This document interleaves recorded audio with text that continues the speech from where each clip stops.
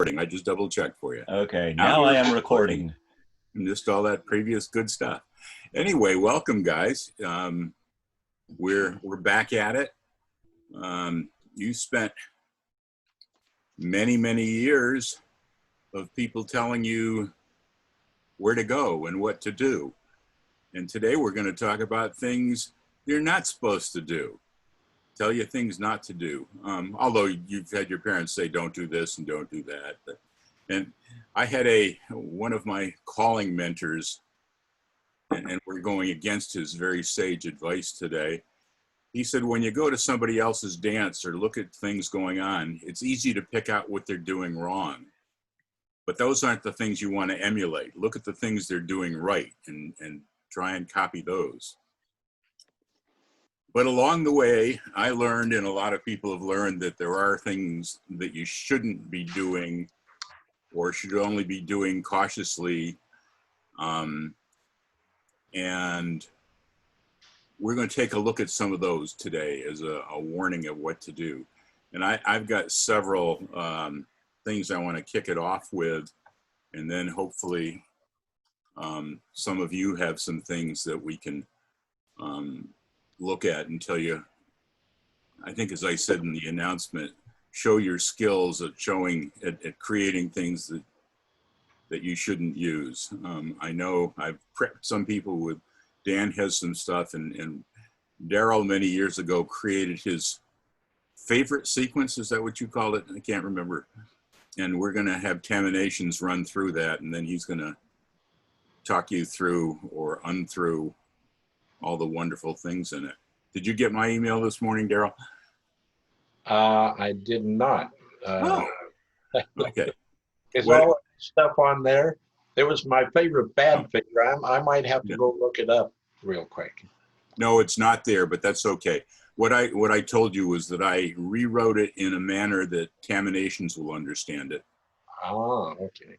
And what I propose to do at the appropriate time when we've talked about the different ingredients is let Taminations dance through it once very quickly, and then going through it slowly where you can discuss what's going on for each wonderful component of it and have me pause at some point if you want, etc. So I'll let you know when we're there, if that seems okay. So without further ado, I'm going to click my screen sharing, find I can't, and then remind Dan that he's got to let me. He's so controlling. I am. I think I've allowed it. Hey, we got Don sharing. That's the what am I trying to say? The job of a caller is to control what's going on. Yeah. As I remind my dancers, I can only ask nicely. What you do with it. Yes, Vic Carey used to call that being creative when they didn't do what the callers said. It's all just suggestions, that's all. There you go. And back in the days of creating lots of new calls, we used to say, wasn't what I called, but it was nice. We'll have to come up with a name for it. Okay. The caller's job is to give the complete illusion that everything is under control. Yeah. But it's fun, Chris, when it's not, because then you enjoy the same challenge the dancers do. With that, let me get something here. I'm copying something from another thing you can't see. Going back, Taminations, and I'm about to paste it in. So there are a lot of items that make up good dancing, good calling, good dancing. It's teamwork. Timing, body flow, hand availability, full moon or not, how slippery the floor is. Have the dancers learned that call yet, or are you just calling it to see what they're going to do? And one of them that's very important is timing and we can't talk about, we could talk about it here, but we're not going to because we can't really demonstrate much. And Caminations, as wonderful as it has been for helping us with these things, can't really do that. But what we are going to talk about today are, and Caminations can help us with a little, is body flow, hand availability and overflow, and degree of difficulty to some extent. These are all things that will give the dancers, keep them from doing, these are all components of smooth dancing. All the things I've mentioned are components of smooth dancing. And by looking at some of them, we can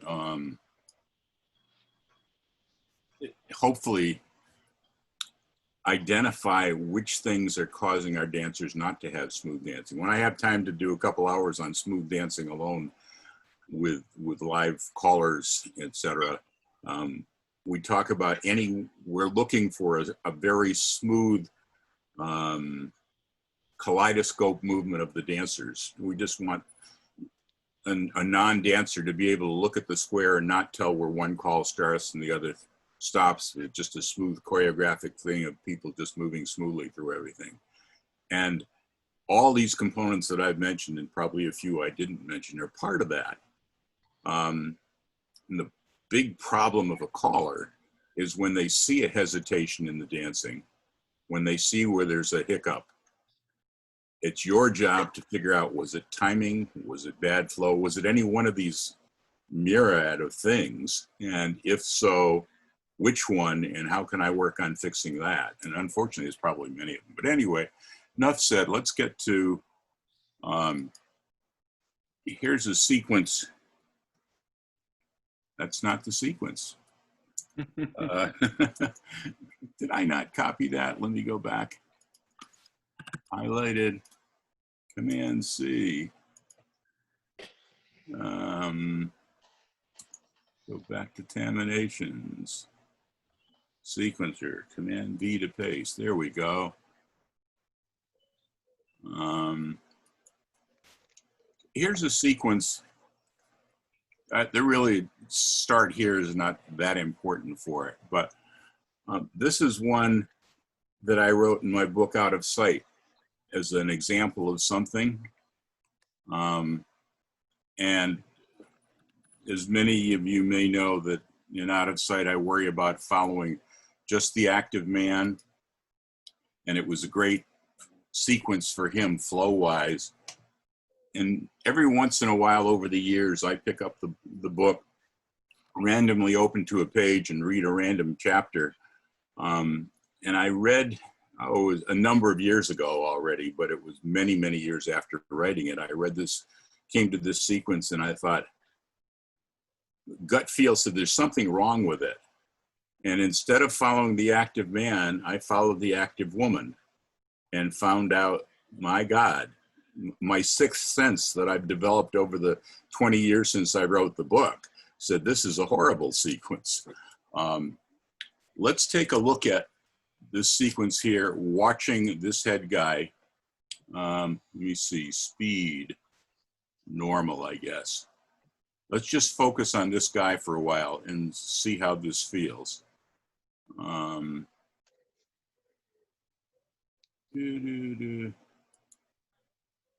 does it say pause? I think you need to click at the top. There you go.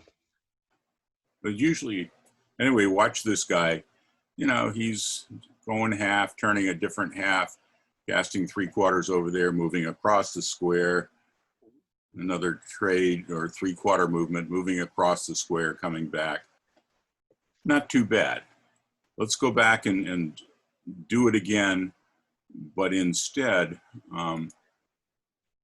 let's not watch him. Let's watch her. And we are going to do this sequence, but let's watch her. Once we get to the wave, here she goes. She's here, she goes in this quadrant, waits for a moment, stays in this quadrant 3/4 or 5/4. Ooh. Ooh. She's not done. Well, there she is. How many saw that coming when we went through the first part? And with me looking at Cam Nations, Zoom allows me to see 5 random faces here. No, it's 6, but one is really random. It's mine. So if you have something to say, feel free to just open it up and groan. Let's look at this. Yes. Can I just make one interjection? It came out in one of the Zoom meetings I was at. Yeah. We had about 4 callers that were actually colorblind, and I was explaining contaminations. Red and black and red and blue generally come up as looking like exactly the same color. Wow. So I didn't know that either. Do we have anybody in this group that is colorblind as far as not being able to pick out the red one? Yeah, I can't see it. I'm colorblind. Yeah, it's a sex-linked trait. It's usually males are colorblind only. Okay, let's in the rare instances of female color blindness, it's usually due to some defect of the eye.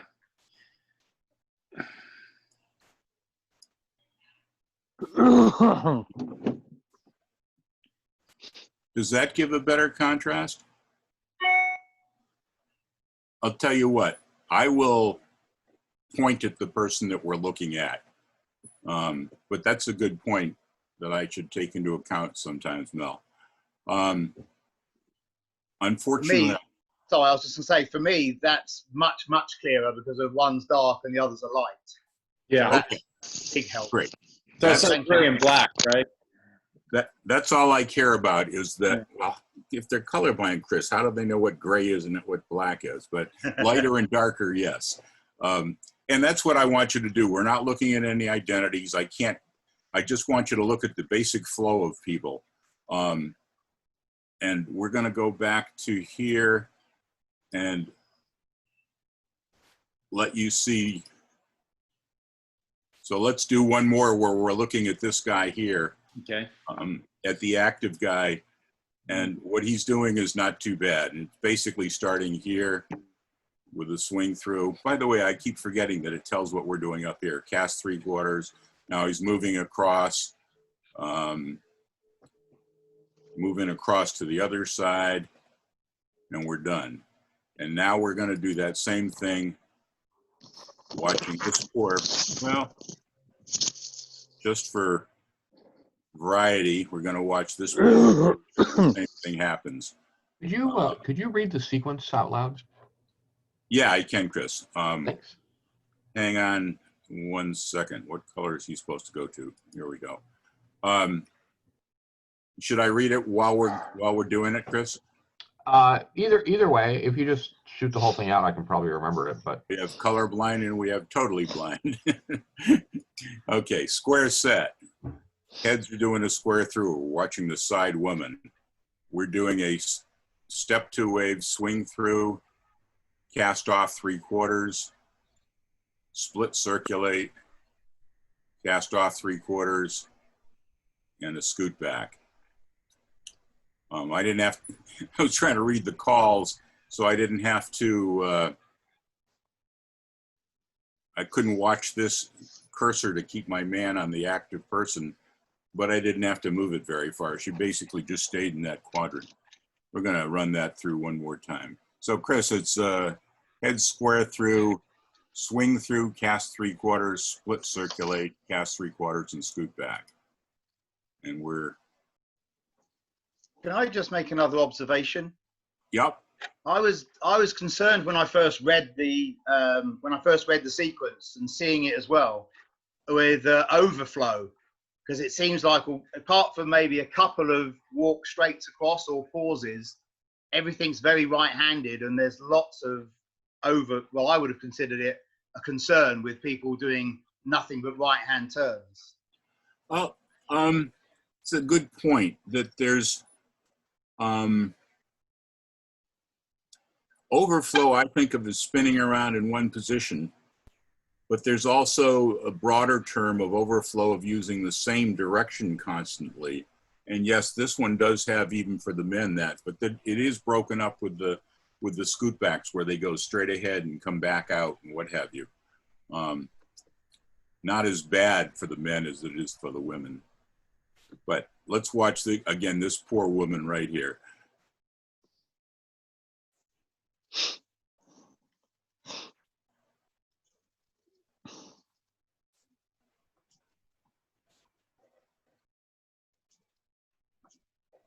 So when people don't know what we're talking about overflow, that's overflow. It was the thing that got me thinking about this is a classic place to start thinking about what's going on with these things. Let's look at some of the other things we talked about. This here, and Taminations doesn't show these things quite as nicely as I'd like to. Everything looks smooth or everything doesn't. It depends on how you look at it.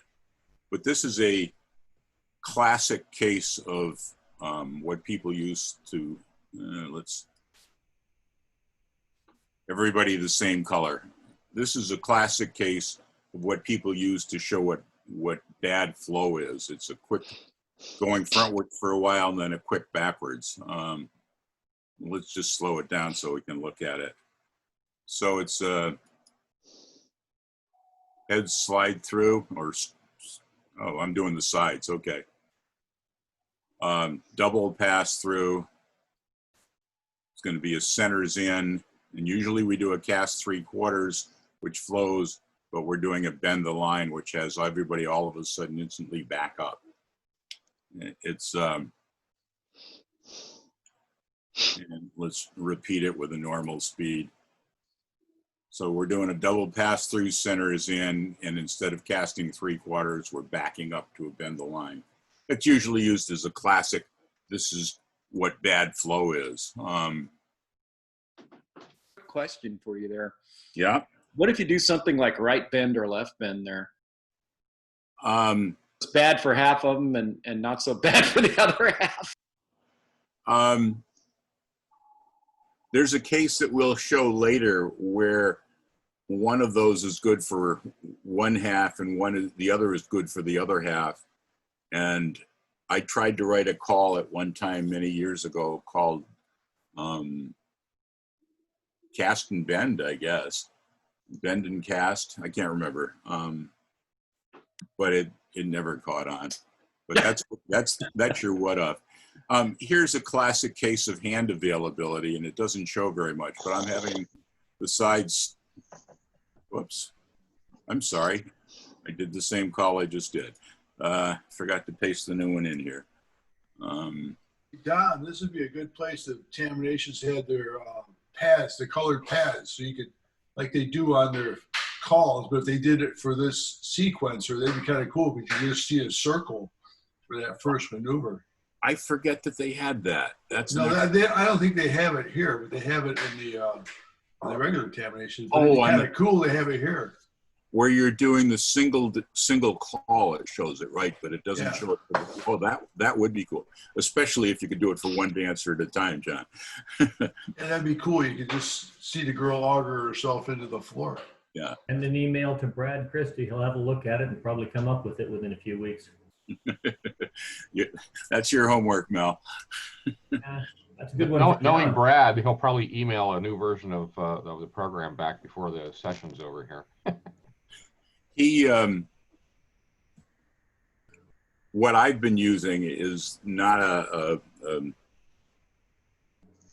iPhone or the other kind of phone. Not using the downloaded app, but using it online in a browser. So he can just fix it instantly while we're talking, and it will be different the next time we look at it. This is another thing called hand availability. I'm about to do a head square through and then star through. And if you follow the guy at the end of the square through, he has his right hand ready and he can do a star through nicely. But if you follow the woman at the end of the square through, she has her right hand ready also, but she needs her left hand. And not only is her left hand not the one that's currently, what am I trying to say? Sometimes you can use two hands in a row. I was going to get to that later, but her hand at the end of a square through 4 is way behind her. It's behind her So it's definitely not available for the square, for the star through. And it's really hard to tell. This doesn't show hand availability, and it does a slight pause between it. But I think I'm hoping everybody is aware that sometimes if you're following a male dancer or a female dancer, that the other people in the square may not have the same situation you do. So again, a square through 4 to a star through is done a lot, but it shouldn't be. Let's see. Likewise, if you do a head slide, where's my paste? Here we go. If you do a head slide through and then square through 3/4, and call a star through, the women have their left hands available and do a star through smoothly, but the men don't. And so slide through leaves both hands available. It turns out if you do a star through and then square through 3 hands, both the men and the women are using their right hands 2 times in a row. Well, no, the women aren't, I'm sorry. But the men are using their right hands, and then they're starting their square through with the right hand. It turns out that's not so bad because their hand is up in the air from the star through, and they can just drop it down. It's not way behind them like it is on a star through.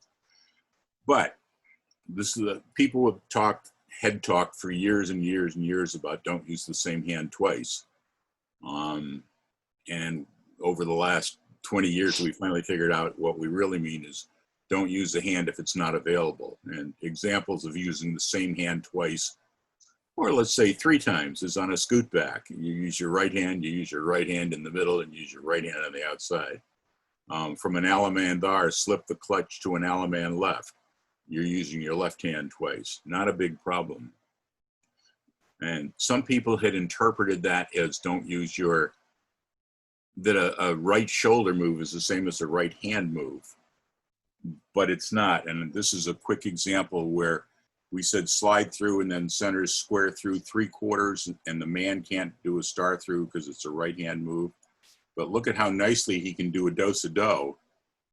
I should have been pointing out this guy because he's off. Well, let's go back and look at it. I should have been going more slowly. Go back up here. Why don't you change the color of the person we're following there? I just remembered to do that. So, whoops, I didn't want that. I still wanted a square set. So we're going to watch this guy, and he's going to have just used his right hand, so he can't do a right-handed movement, but he can do a right shoulder movement. You gotta load your sequence over again. I pushed the wrong button.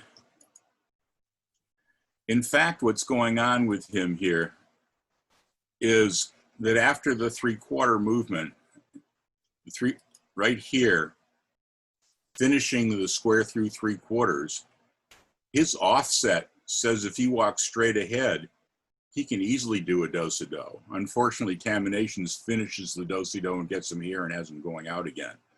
But a do-si-do, a right shoulder movement, works very smoothly from there. I'm going to look at it one more time. Yeah.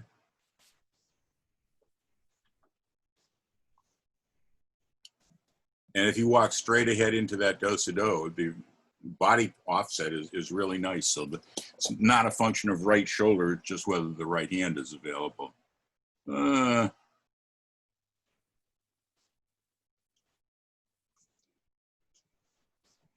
We talked about that. We talked about that.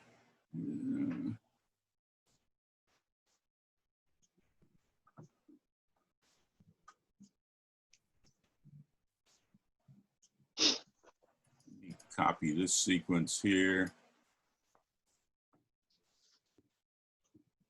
And go back to here and paste it. While you're looking for that, Don, I might suggest to everybody that if you're not talking or don't intend to talk immediately, you probably ought to mute your microphone. That'll eliminate the bangs, bones, coughs, snorts, all of those things that happen. Just a suggestion. Yeah, the other thing a lot of people don't know is if you're on a laptop or desktop, if you press your space bar, then you can talk just like you're using a desk set microphone. So, and you can leave it on mute. One of the things that I like about some of these Zoom sessions is that surprisingly more intimate than just a lecture. And just hearing that people are there and seeing their reactions is good. Although some people really have loud things going on. So I'm gonna do a sequence here. And I want you, let's talk about it first and see if somebody can tell what's gonna be going wrong with it. We're gonna do a head square through to a 0 box, touch a quarter, all right hands are available, so it works. Single hinge, and then a swing through. What can you tell me about that sequence? Anybody who's not muted? It would be great if it were a left swing through. Yeah, it would. Any other comments? Why would a left swing through be better? Because it doesn't reuse the same hand. But and I have a much worse version of this that I will show later if we get there. Well, but, we can do it right after this one. But okay, that head square through 4, touch a quarter, scoot back, hinge, swing through. That poor head boy doesn't get a left turn until that swing through. Well, and the single hinge to a swing through should be a constant. Should be as, you know, it's a 3/4 turn by the right. Right. So cast off 3/4 in a center straight. Dancers will dance it as a 1/4 and then a half. They will stop no matter what. Yeah. And for the woman, it's more than just a 3/4 turn of overflow. She's got the 180 before that already for the scoot back. The other thing on flow that you're talking with that particular is a hinge swing through. Although casting off 3/4 is not overflow, but hinge swing throw is it's counter anticipation for the dancers. They expect a change move after that hinge, which is really why that causes so many problems. Yeah, I hadn't thought of that reverse anticipation or whatever you said, or counter anticipation. But that's probably a really great point. That's a really great point, Mel. If it were advanced and you called 3/4 through, which is a swing through variance, just 3/4 turn at the beginning instead of a half, then they wouldn't think anything of it. But yeah, if you do that hinge, they're going to go hinge, and then you go, you know, oh, wait a minute, was it hinge and cast through? No, just scoot back and hinge and scoot back, hinge, and swing through. Yeah, but yeah, that's exactly what he's saying. They're going to do the what he's meaning by the counter thing is he's going to do that hinge, and the dancer in their head is going hinge, oh, keep going, okay. It's not nice. Let's watch this guy, and maybe to some extent, and just see what. I mean, these guys are probably going to touch a quarter. So now hinge and continue in the same way as a scoot back. It's only a 3/4 turn, but they're anticipating that I want to be alternating hands there. And it's just, you know, something you can get away with, but it's not. Go ahead, Daryl. And by the way, speak up, because you happen to be one of the 6 I can see, but maybe you won't be next time. Well, I hate to butt in, and I've heard some of the answers that I might have said earlier, but just for those of us that are fairly new to this, the hinge into a swing through, and mainstream you can call cast off 3/4 and center straight. Yeah.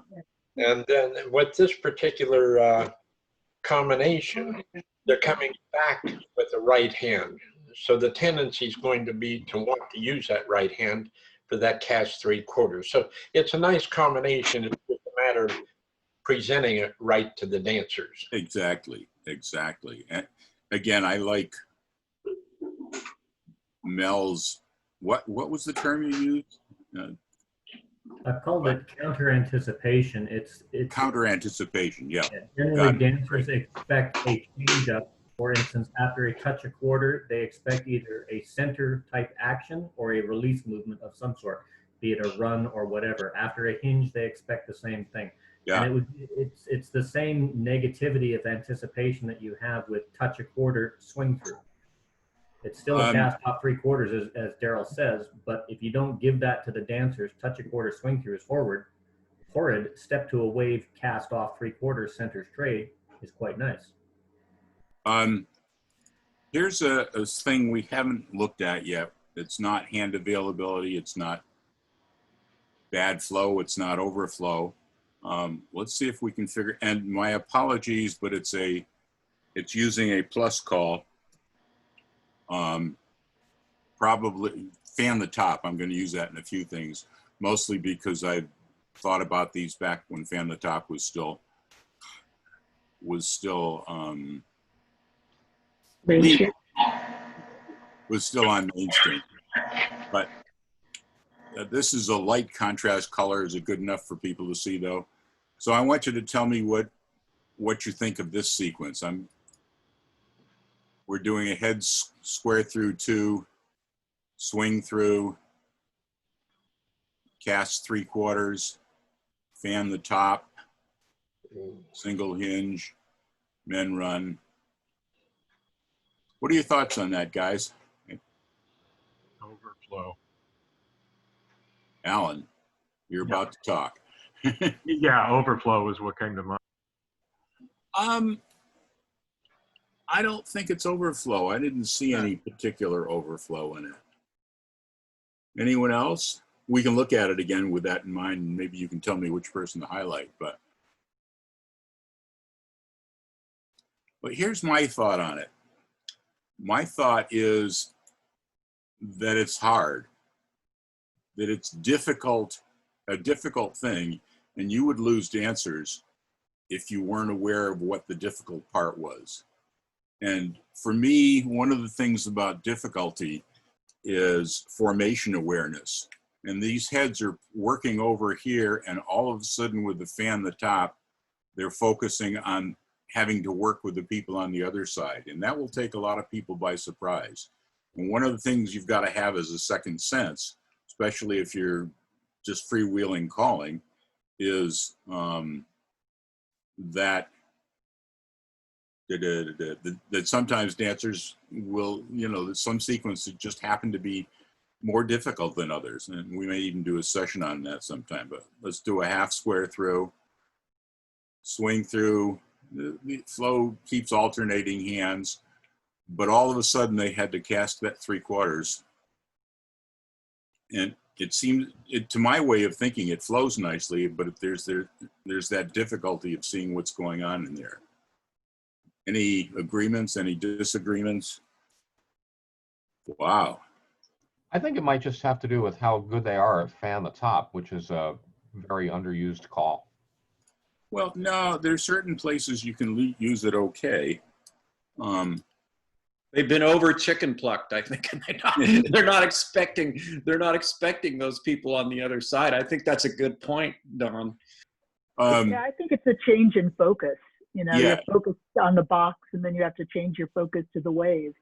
It also you can usually get away with a center's trade after much more easily, and especially if you walk them through it, not walk them through it. Tell them about it early enough. Call it, now check your new wave centers trade. The difficulty that I would see in that is most of the time when you do a fan the top, you're either having the boys in the center casting 3 or the girls in the center casting 3. When dancers are dancing this, if they're dancing with hand contact as a part of their dancing sequence, they're taught that way. That's a beautiful flowing sequence, because after the cast off 3/4, those centers hands would automatically join, and it's a natural flow. But if they're used to working only boys or girls casting, that's where the awkwardness of that sequence comes. That's why that's the only reason I would take that from an easy to a medium level of difficulty. Yeah. This is sort of the same thing, but even throwing in a little bit more. Well, just to amplify that one time, it's what she said when she mentioned the centers. You You know, should centers remember her. trade. You should remember her name, Chris. It's Chris. Oh, okay. I couldn't see. Thank you. I couldn't either, but I know her voice. What she said with the centers trade, everybody said centers trade would work, and again, I think that's because because of the shift in focus, that it's the word centers there, and a similar thing would be to cue it a little ahead of time with and the center start fan the top, or Right. something like that. Oh, you can help them through, but your typical thing is what I feel. One of the things about difficulty is formation awareness, and it's shifting your focus, as we've all said, from one group to the other group, and it's easier to convince them to shift their focus by saying centers trade than fan the top. A very just one little word, very subtle, and it changes the difficulty level by half a notch or a notch. Anyway, this is pretty much the same thing plus a little bit.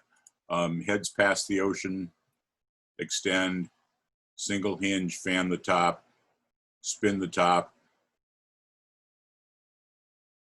split circulate, men run, reverse flutter, star through, pass through, trade by, and I didn't have to put the note up. It's supposed to say Alaman left. Anyway, a nice sequence if your dancers have good position awareness, but if they're newer dancers, they're going to have troubles with it. I think I had one more before.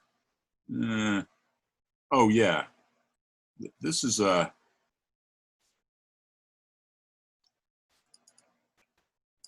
Hey Don, can you try taking a hold of the yellow box and just sliding it with your thing and see if it goes any smoother? It's kind of jumpy, but it's choppy when we get it on our end here.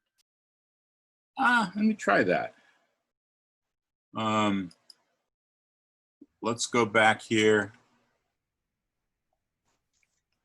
Putting it on slow would help. Yeah, my hand isn't very smooth on that, John. My hand is terrible. Let's try it on slow speed and see what we can see on it. Past the ocean. Chris, I'm going to say these for you. Extend. Single hinge. Now the centers have to be aware that they're part of the fan the top. The ends are moving up. Again, as Mel said, they're working with not same sex like usual. There's the spin the top. Now to normalize the couples, we're going to do a split circulate and then a men run.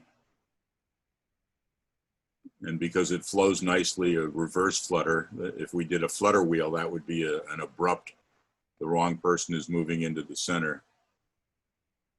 And then just for the heck of resolving, we're going to do a start through, pass through, trade by.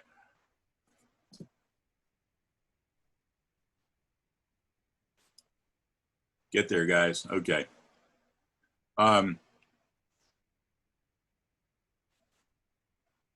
Any other comments on that sequence? Do you agree that every time they pass through a grand wave or a grand line, that adds to the difficulty because of the number of people squashing into the line?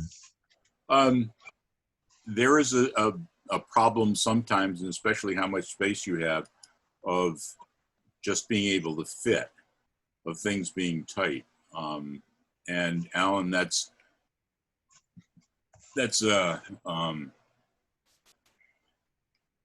was I going to say? That's a great segue to my next thing. I've got a sequence here that we're in a zero box, and this is a little get out that I like, and it flows very smoothly, but it has one problem. So you guys are going to tell me what the problem is.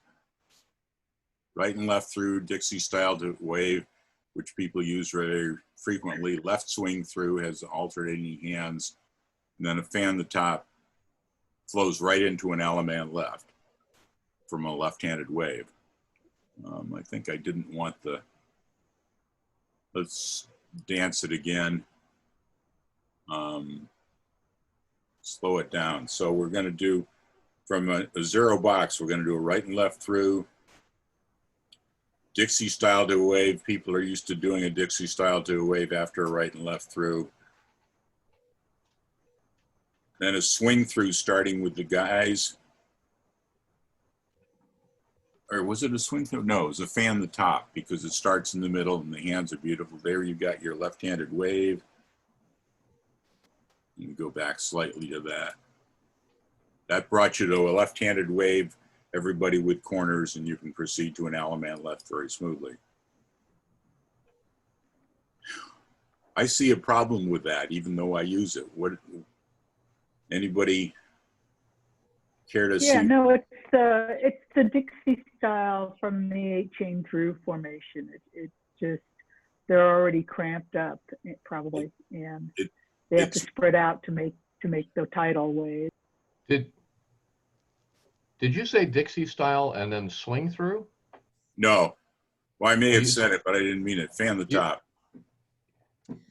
I thought that perhaps people won't be used to doing a fan the top from a left-hand wave.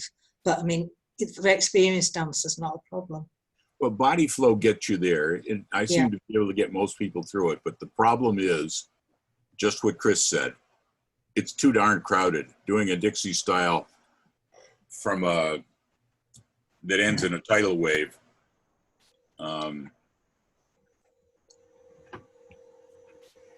Right there, it's too crowded. They haven't anticipated a method of square breathing to give them space. They're crunched right in there. And you can see Tam Nations demonstrated they're too crowded very beautifully. But they do the Dixie. They do the Dixie style because it's after a right and left through, which they're used to doing. And they do the fan the top even though it's left-handed because, you know, you could say boys hook left or what have you, or right. But it just flows into it. And if they keep moving forward and alternating hands, they get there. And it's, I like it because even though it's, even though it has that messy spot, and even if people screw up, they're so close to their corner, they can let the rest of the square do it right, and they can look for the person next to them and do an Alaman left anyway. But the main thing is, as Chris pointed out, is just horribly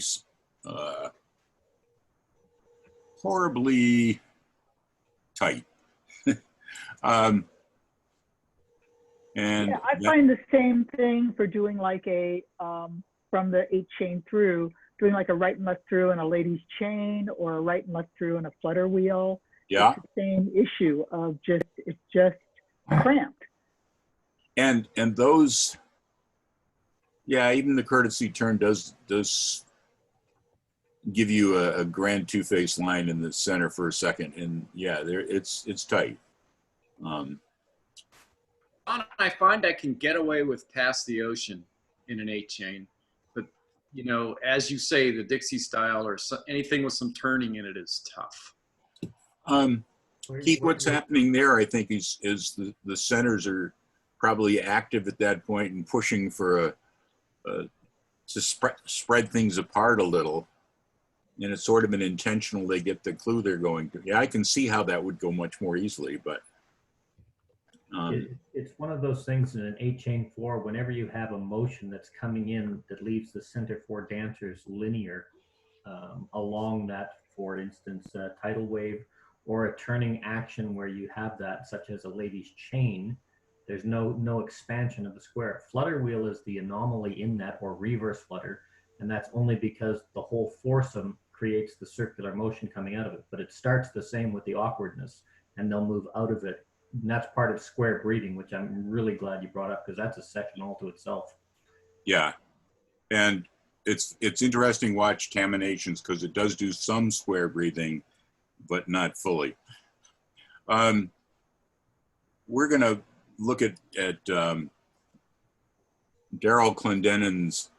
He has this is my favorite bad figure. This figure incorporates many, but not certainly all, of the bad choreo habits that I try to avoid in my calling. in a sort of like one of, it is sort of like one of those, there is something wrong with this picture. See how many mistakes you can find and maybe note some things you'd like to change in your calling. That's Daryl's prefix to this anyway. I'm going to, I think I want to hide personalities on this. And I just soon make them, whoops, a little darker. And I'm going to run through this once fast so you can just see it's a long sequence. And then we're going to put it through slowly and let Daryl yell when he wants me to pause and talk about something, or anybody else yell. But sometimes it's really hard with terminations to tell what's cooking. It's a little bit, I see some problems right there.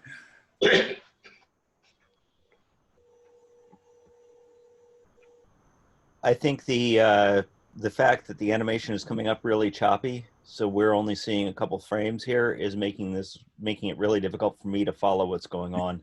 That's why I'm putting it on fast, because it's a long sequence and we'll just sort of yeah, I'm not even sure that I'm getting the actual, call names, although now that I can see the yellow highlight, I am. If people turn off their video, would that help at all?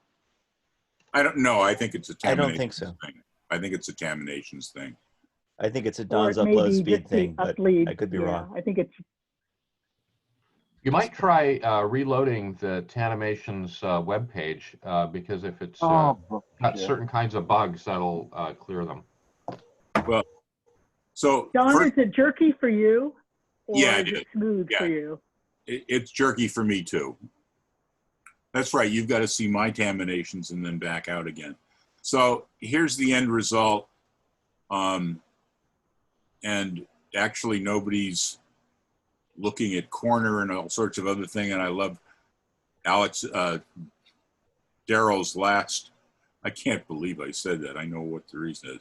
I can't believe Daryl's last comment here. Of course you don't get your corner. I said it's a bad figure. Love that remark, but let's go back and I'm going to put it on slow so we have a chance to see more so of what's going on. And Daryl, if you want to comment on it, and if you can scroll the call list up a little bit too, so that we can see where we are in the call list. I will try to keep up with it. Thank you. Okay, let me say this ahead of time because I can pause at any minute, so go ahead. Right. It's very nice that you can pause at any minute. But from what I've seen from the Taminations on this, without having the continuous flow, what you see is the end result of the call, flipping from one to the next. I don't know about anybody else's, but mine's doing this. Well, it could be that yours is. Yeah, I'm seeing hesitations, but you guys must be seeing more. I didn't realize that. Oh, well, that sucks. Hey Don, can you paste the sequence in the chat and we can run Taminations on our own computers? Yeah, I could do that. Well, while he's busy doing that, let me make a few observations about flow, about not so much about the choreography, but we have a tendency, or we've had a tendency in square dancing to make things work that should never work because they really don't flow all that well. Something like a right and left through and veer left, or a star through and veer left. Those things really don't flow. We've done them enough through constant use, and of course, from the caller standpoint, we want something that's going to do that. So we go ahead and call it and call it and call it. And the dancers tend to figure out a way to smooth it out because they anticipate it, don't they? Most of our dancing is done by rote. It isn't done by, gee, okay, the caller said this and I need to do that because the rules say this or that. It's not saying that the stuff is not valid, legal, but it might not flow. But we do it enough, dancers will make it flow. So the frequency of use is a really, really big thing. Also, we found out how to make dancers do things that are difficult by saying things like, not so much these days, but back in the earlier days, up to the middle and back you reel, pass through, wheel and deal. And everybody knew if they heard up to the middle and back you reel what they were going to get. One that rhymed and one who did it and did it and did it till we didn't expect them to remember how to do a wheel and deal till we taught them how to do it and it became rote. Or how about this? Take a little peek. What comes next? Trade the wave. That might as well be part of the name of the movement because that's the only way dancers could get them to do it. It just, the frequency of use is a big part of what we do. So with that said. Well, before we go into it, there are a couple of comments I want to make on that, Daryl. Sorry to hog again. That's all right. But what was I going to say? Oh, one of the things that people used to joke about is you want to give the dancers a hard time. You'd say forward, up, and back you reel, right and left through, and how does that feel?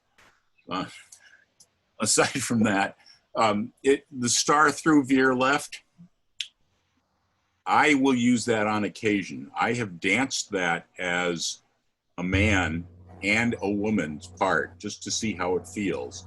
And with enough of anticipation, or not calling soon enough, and the fact that we've danced it, it's sort of like round dancing where you rock one direction and then turn and rock the other. It's one of those borderline, you can get away with it, but it's not great. The other one that is frequently talked about, and I had some sequences, but we've run out of time, is after a walk and dodge partner trade, the ladies have to sort of bounce right to dodge and then bounce left again on the partner trade. Is it acceptable?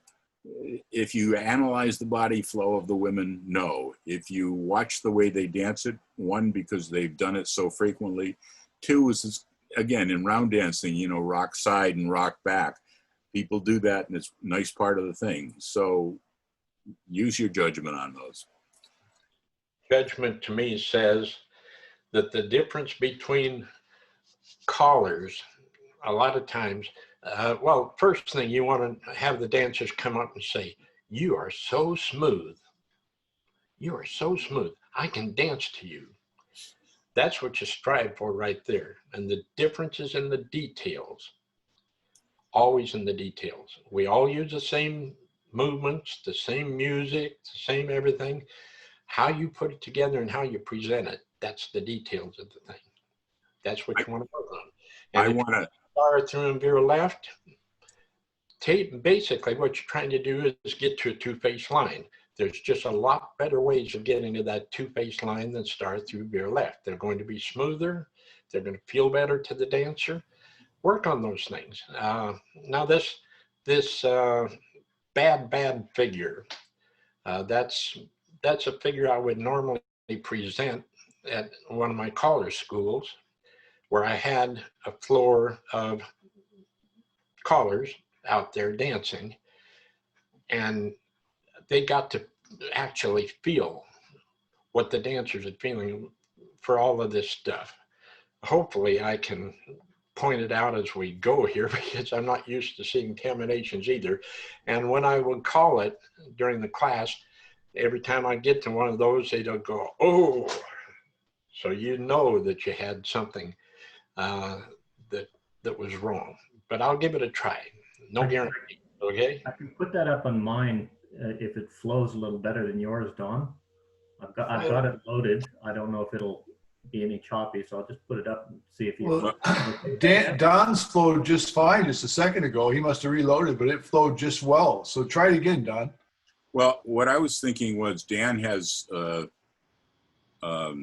fiber optic and is really happy with his super fast internet. Dan, maybe you can do it. I posted the sequence in the chat I am currently working on it. as requested. That Well, was mine. it flowed nice on yours just a minute ago, Don. That was mine, John. That wasn't mine. Yeah. Oh, that was yours. This sequence has a problem in it. You got a boys run and then flutter wheel. That doesn't work. That's one of many problems. It's got lots of. Mel, give it a whirl. When I pasted into mine, I wasn't getting line breaks from the paste out of the chat here. So if you've got it working, go for it. Okay, the question is, why doesn't boys run and flutter wheel work? That's assuming you have a right-hand situation where the boys are running to the right. Yeah, in this case, the boys run, it would be a reverse flare wheel would flow. Oh, okay. It's a bad figure. Okay, where are we? I'm still starting. Okay, head swing through.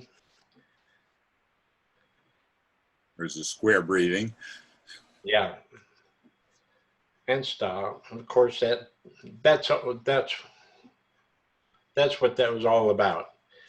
Your head swing through. You've got that ocean wave across between the two outside couples. There's just really not enough space to do that. Center boys run, bend the line, centers pass through. This stop and start really, I don't think is going to work. You're getting well enough ahead of me that Put it on. I've got to follow the printed over here and try to. I don't need to see that over there to see what's going on. Daryl, if you look at the top left of the dancers, you'll see the call that's being called too. That helps a little. Okay. It's easier than looking at the sequence. Can I interject something here real quick? Yep. Well, the first thing, I'd get yelled at by my dancers. Those first 4 calls, the sides would be asking me, when do we get to dance? We came to this agreement, I guess, several years ago that we were going to try to make this an all-4 couple active activity. And they're just sitting there for more than 20 beats, it looks like. Yeah, good point. Good point. No, they have to step back and step forward. Never Don, I don't know. Let's try this. Rather than me saying stop right there so I can explain something, why don't you let me go through the printed over here and I'll stop, or you can catch up with me afterwards. How about that?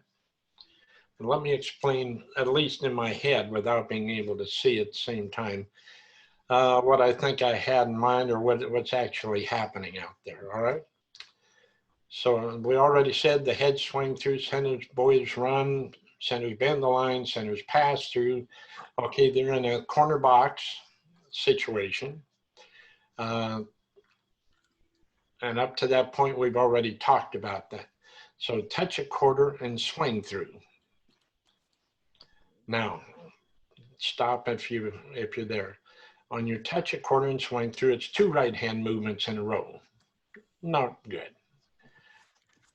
Boys trade, girls trade, swing through. Here again, it's a matter of hand usage. It's an overflow that that Don talked about earlier with the, okay, you've got 2 movements that both are turning in the same direction. And that's a problem. Boys run and flutter wheel. Okay, did we get to that point? I want to see that happen. Stop when you get there. Okay. Now they're saying it can't be done, you're saying, because it's got to be a left hand for reverse flutter wheel. Well, it can be done. You've got normal facing couples, you can do a flutter wheel. I didn't say it was good. I mean, this is a bad figure. Most of this stuff is stuff that I've seen called, mostly by newer dancers, or newer callers, sorry. Yeah, newer dancers would have the same problem the callers have with it. Okay, where do we leave? Past the ocean. Boys run and bend the line. You never have the ends run and bend the line. That's a hard and fast rule. Watch this. Ends run to the center and then bend the line. It's an immediately reverse of directions. Unexpected, not good. Okay. Why don't you do that ends, run, and bend the line and do the Dixie style of the wave, if you would, please. Can you start with the, there you go, past the ocean, good please.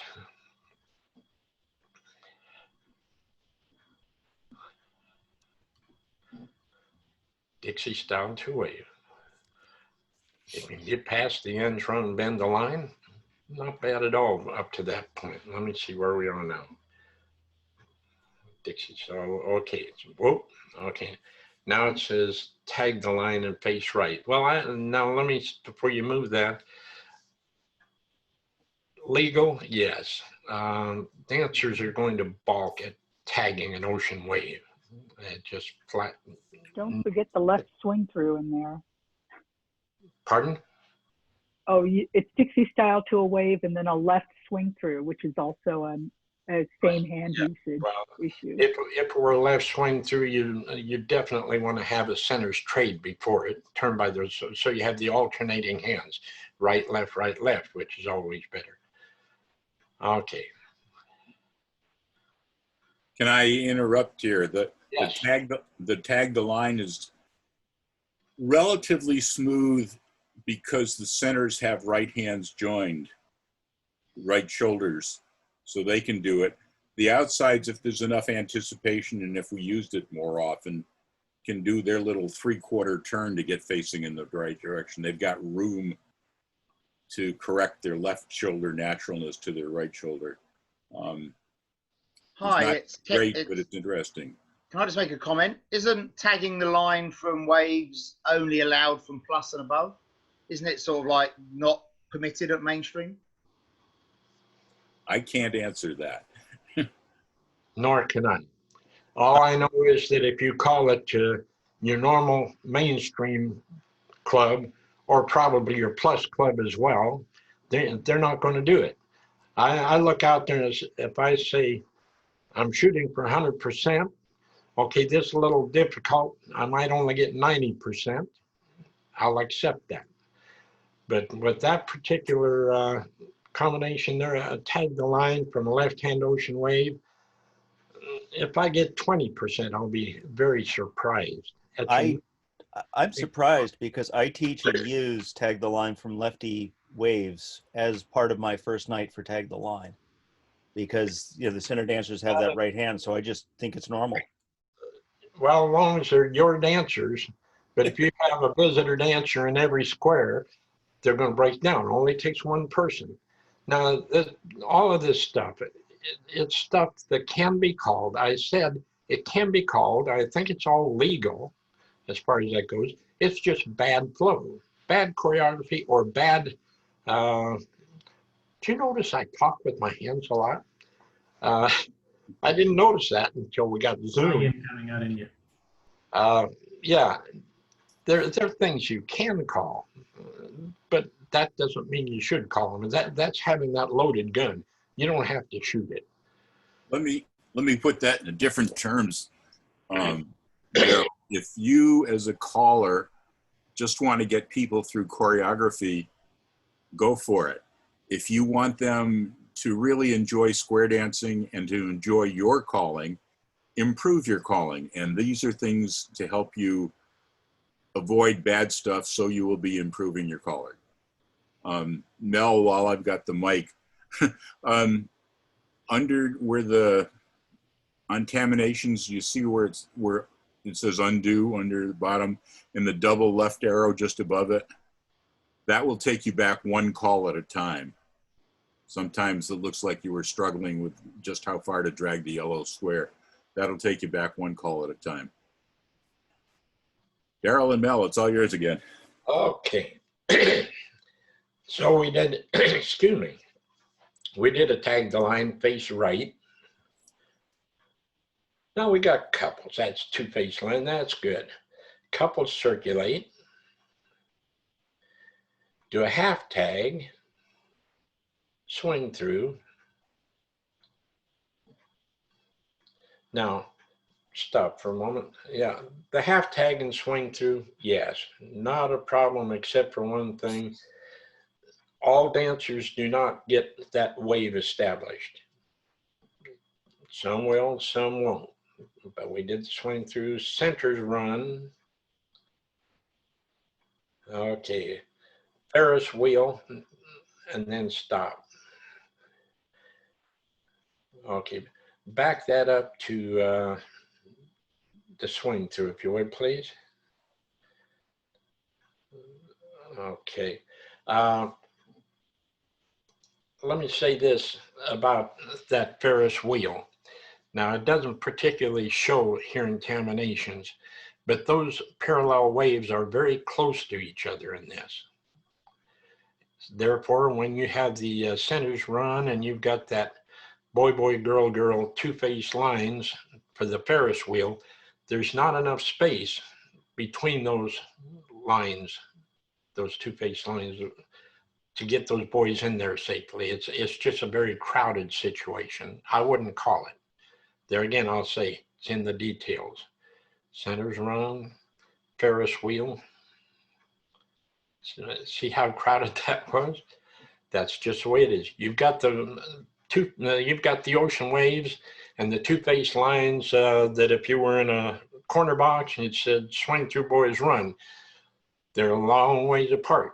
But if you had, say, heads, step and look at your corner, touch a quarter, you've got parallel waves, but they're very, very close.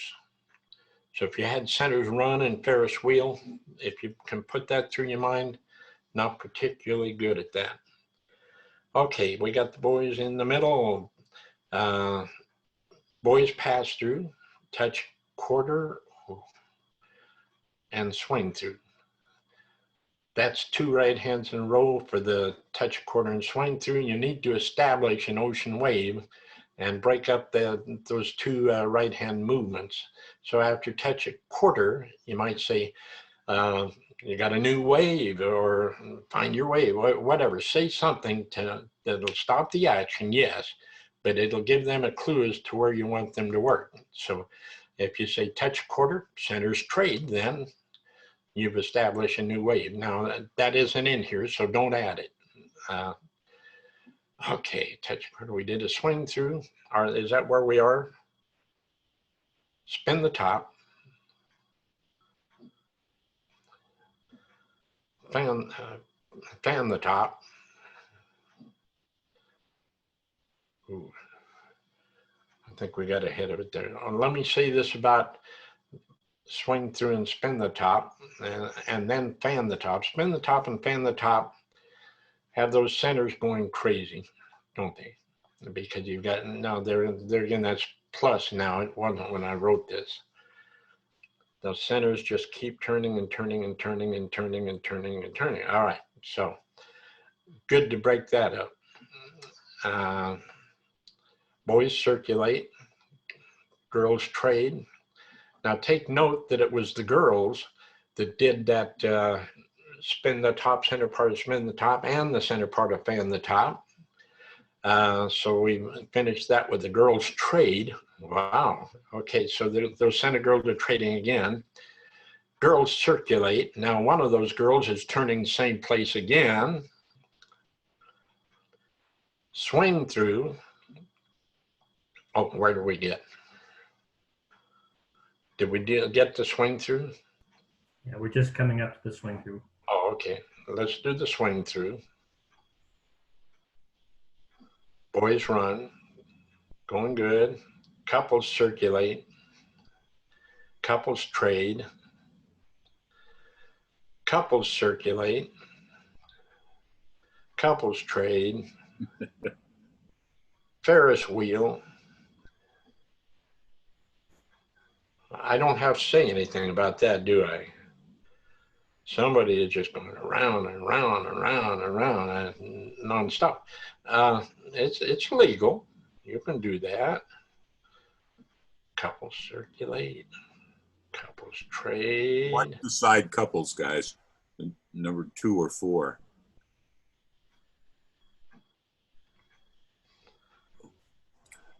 Wow.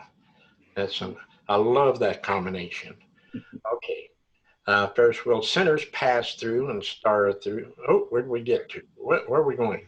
Going back up to the swing through?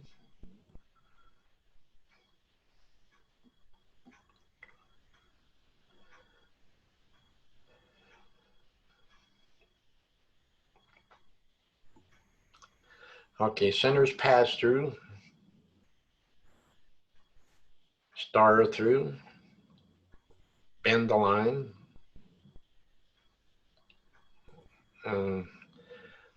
You're going to lose most of your floor with that center.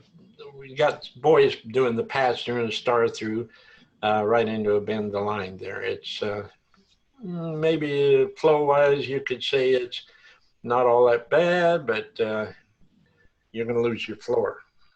I can guarantee that. Okay, right and left through. If you've got normal couples, you can do that. Pass through, wheel and deal, no problem. Zoom, center square through 3, to a right and left through. And availability. And availability, that's right, exactly. Square through 3, they're going to be using that right hand twice in a row. You don't want that. Okay, so go ahead and do the right and left through. Dive through. Centers pass through. Star through. Slide through. Dive through. There again, I'd stop right there. I suppose that dive through is legal, but that slide through left the dancers without any hands joined. If you're going to do a dive through, you want somebody, particularly those inside dancers, to have their hands joined so they got something to make an arch. Otherwise, maybe a pass to the center would be a better idea. But pass to the center, some callers are using it, some are not. Depends on the floor that you're calling to. But there again, that goes back to pass to the center. And you have to tell them the outsides to be sure to trade, right? Or replace the slide through with a star through. Yeah, you can reverse that. Do your slide through, star through, dive through. Exactly. That'll get your hands where you want them.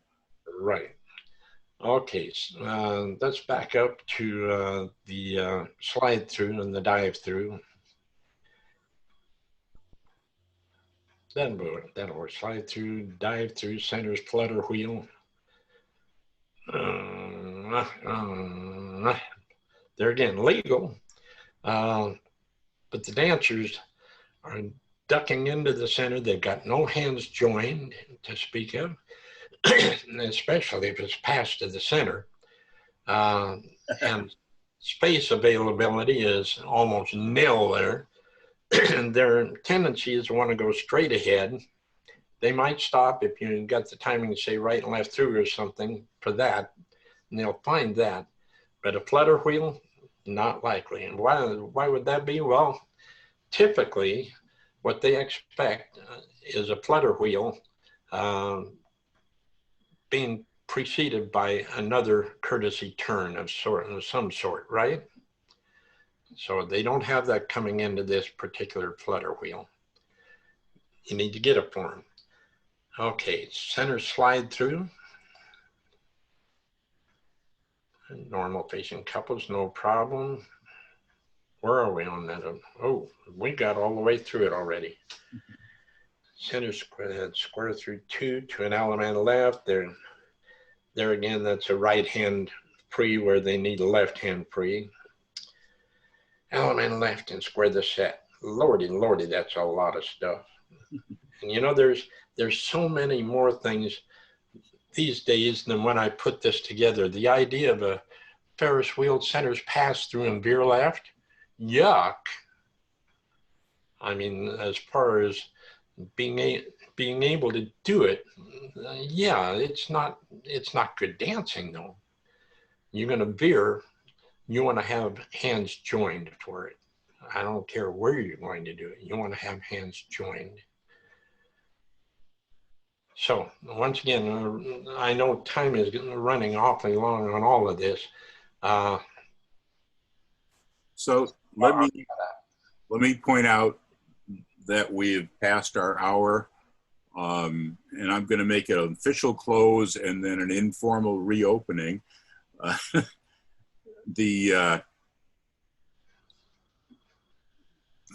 Thank you, Dan, for engineering. Yeah, that's a good way to do it. Thank you, Mel, for providing the dancers in a better spot here and doing that, which was nice.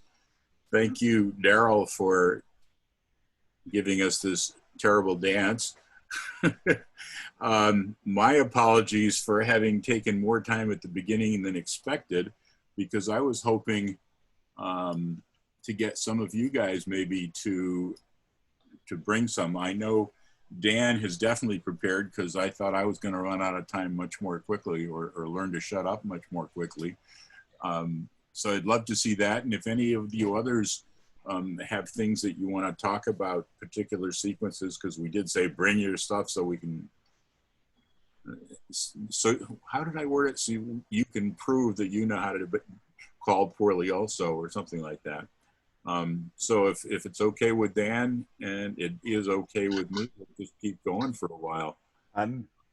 Given that the good conversation has always happened for about the 45 minutes after I stop recording, I'm going to leave the recording running for a moment. Yeah, Mel.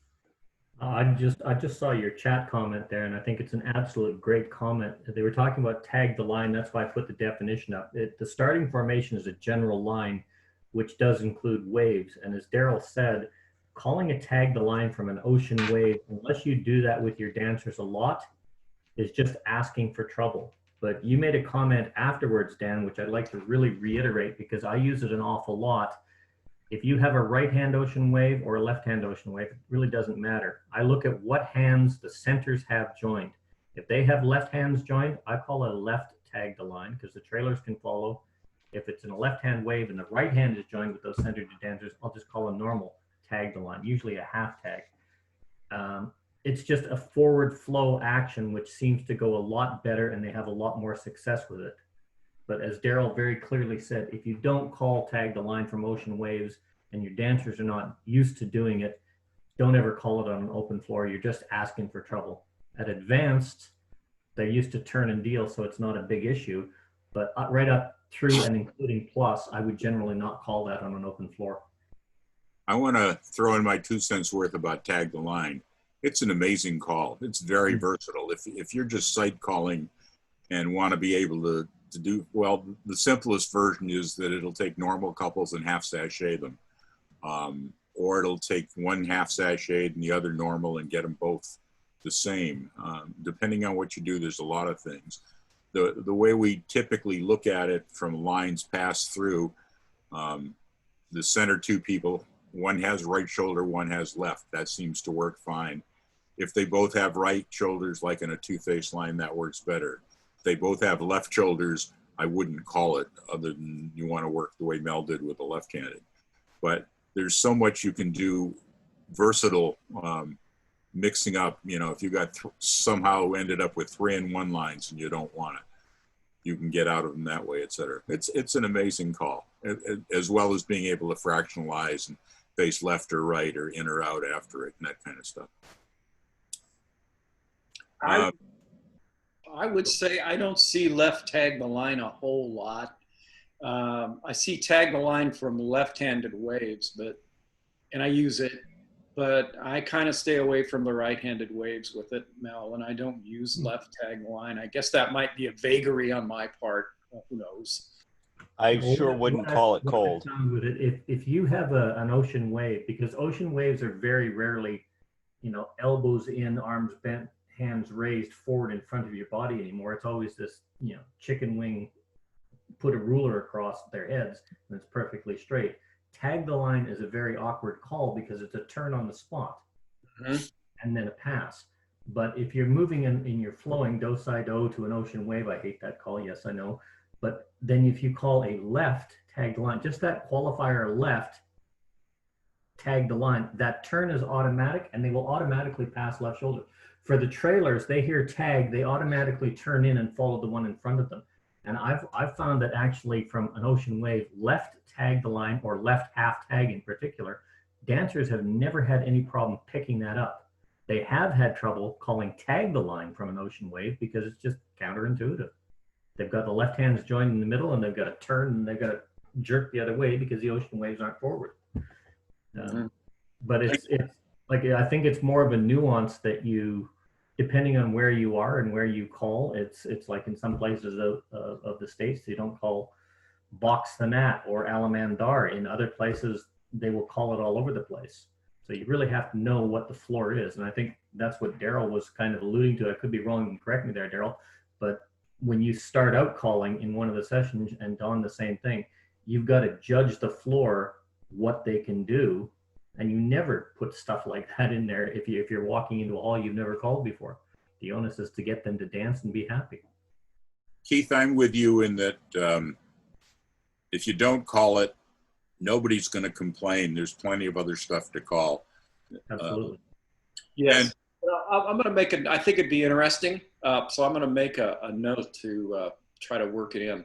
And, you know, the thing is that I'll get a few boos though. So it has to come in slow. Let me say this. Caller Lab has a standard applications booklet. If you don't have it, I recommend it highly. You need to know what at least 80% of the dancers are going to do without any problem at all. That's a must. I'm talking to the new callers.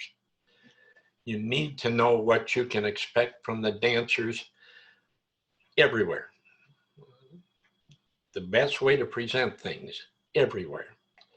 And then you can work from there. But if you go outside of the norm, be prepared to prepare the dancers for what you want them to do, because success is the name of the game. Absolutely. You can't play percentages with dancers. Your aim, your goal needs to be 100% every time.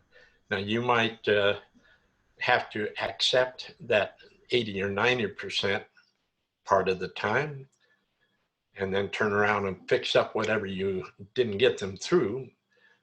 Pay attention to what's causing the problems out there. Now, my dancers, if I called tag the line from a right-hand ocean wave or a left-hand ocean wave, just cold, they wouldn't do it. Can I say something to prepare them for it and get them through it?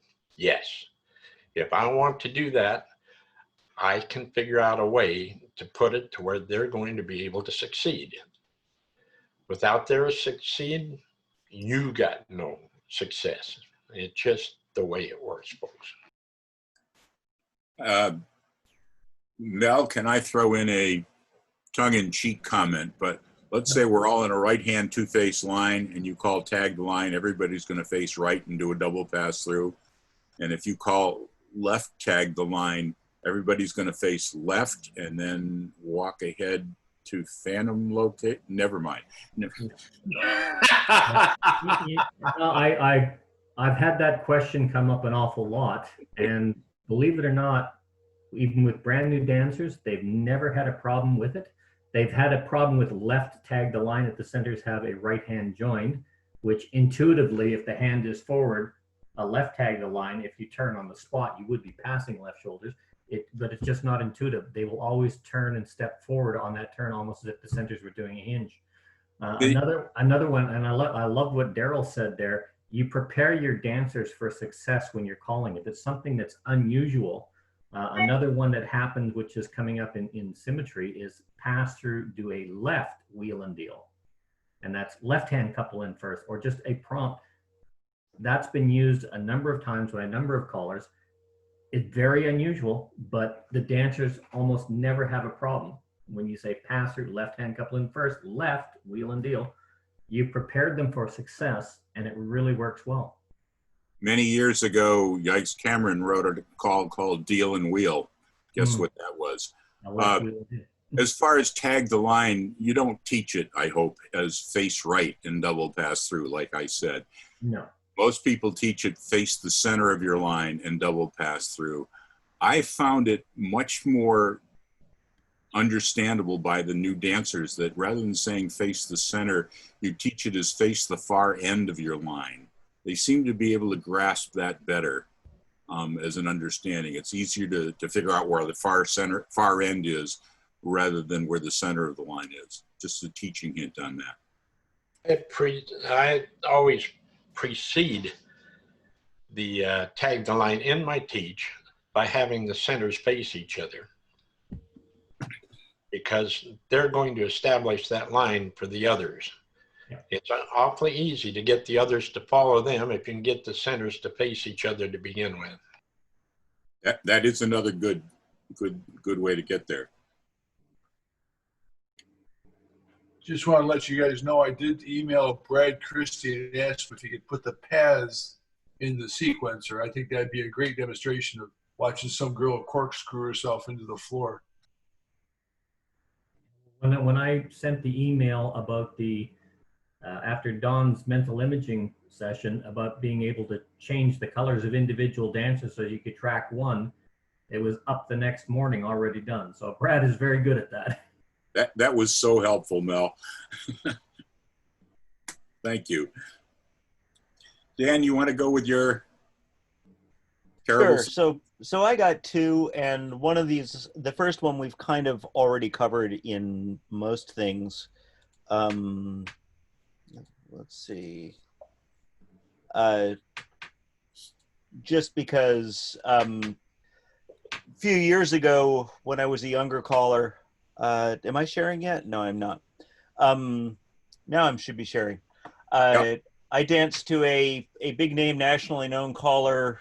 It was the opening dance to an IAGSTC convention. There were, hundreds of people on the floor.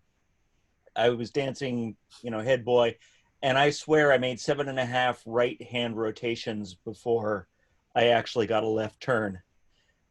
And this was advanced. It's easier to do advanced, but one of the exercises that I do occasionally to try to train that out of me or be able to see it is I go through and I try to make the longest sequence I can at the level I'm calling that does not reuse a call that results in no left-hand turns for a given dancer. So this is one for everything should flow smoothly. Oops, come on.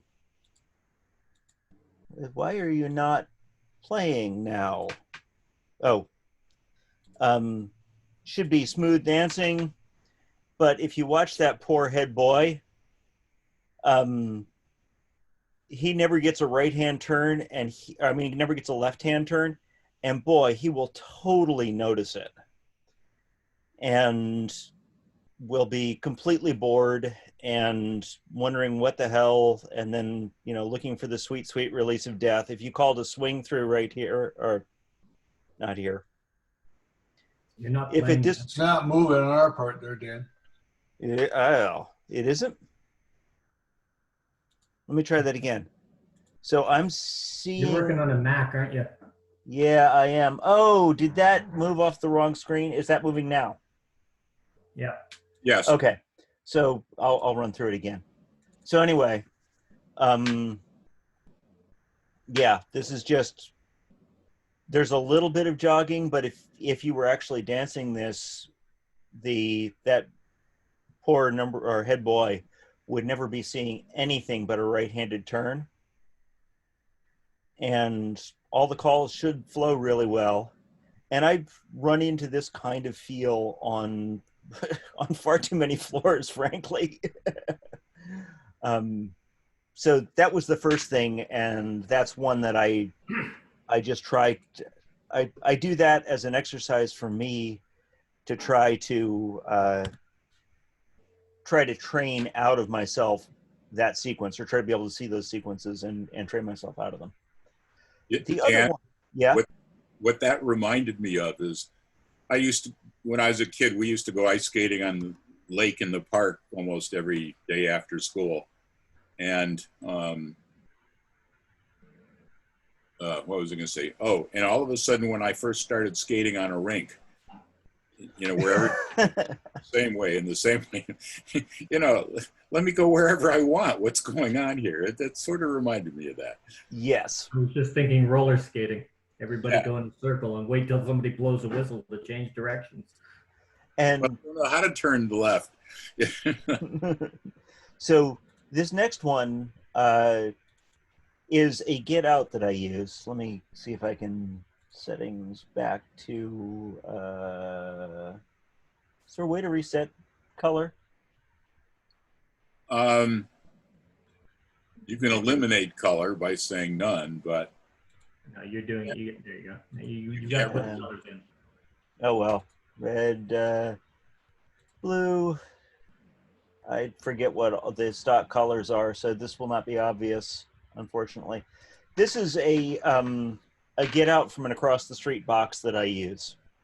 And I'm really proud of it. I really like it.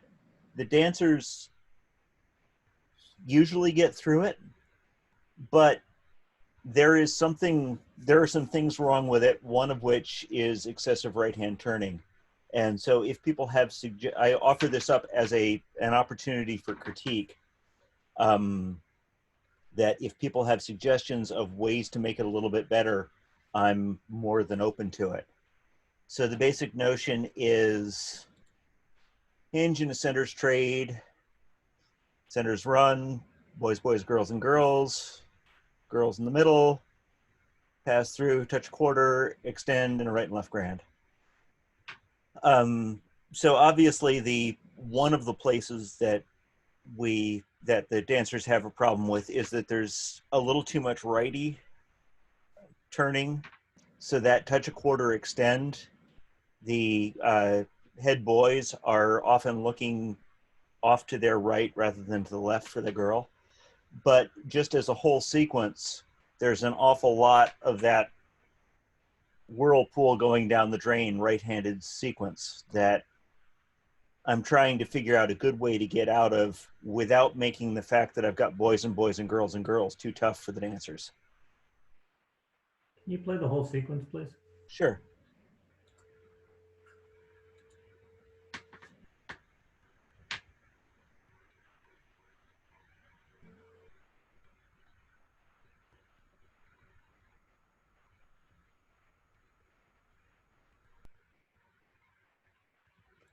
And again for the sidemen. Let's play it again. Sure. so one of the things on this is the touch a quarter, check a new wave centers trade.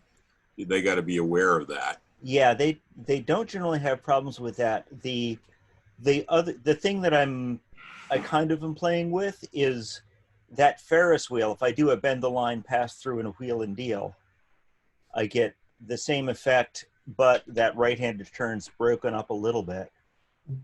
It's actually not that bad in that, Dan, because for the sidemen, it's broken up with the center's trade, and for the Right. headmen, that right-hand flow is broken up for when you do the center's run, that flow is changed to a lateral direction with a pause. So you've got enough pauses and direction change. You do have a continuous circle of a flow, but you've got enough little changes in there that it's not an excessive track as I see it. I didn't watch the ladies. I was just watching 3 men.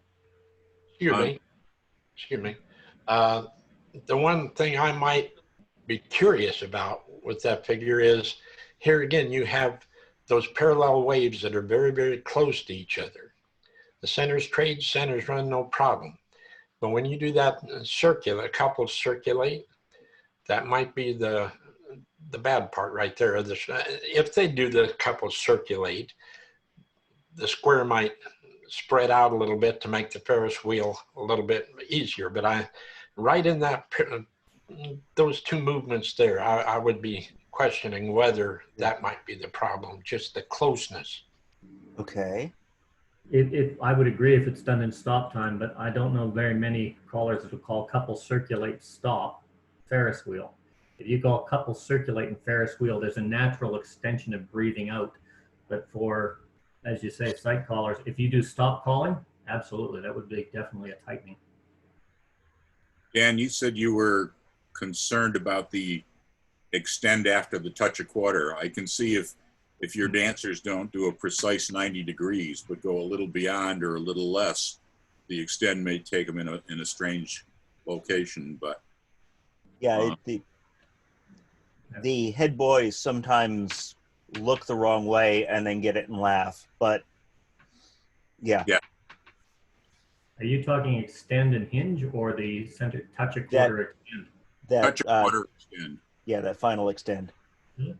I would think they would have more with the extend and hinge. Oh, yeah, that's just there because, you know, at initially a quarter through, I take it? Well, that's just a get in. You know, it's across the street box. Okay. They'd probably touch a quarter. If I were going to call that, and with that extend to a right and left grand, I would probably now understand my dancers are probably not as good as yours, but I would probably say step through, shake hands, do a right and left grand. Why would I do that? I'd only do it by because I'm trying to get 100% success. I don't expect dancers to know the definitions. I'm sorry, but I just don't. I think it's very, very important for me to know them and to know what I can expect from most dancers and put my choreography together and present it in a way that I'm sure the dancers are going to make it. That's when you get down to the details. Okay, how am I going to guarantee the success? And how am I going to get those dancers come up to me after the dance and say, I can dance to you, or gee, you're so smooth. Well, they're succeeding, they're happy. And happy dancers are the dancers that come back and the dancers that hire you back. One of the things that's slightly, yes, Daryl, happy dancers, good dancers, if they like themselves, they like you, they come back. One of the things, Dan, that I would call, again, dancers may have a little bit more trouble with it, but if the dancers are good, it's smoother. Instead of that final extend, call half circulate. Because that gets the outsides going correctly also. Oh, cool. Yeah. Okay. Go to the end of your sequence and do an undo to get rid of the extend, and then type half circulate.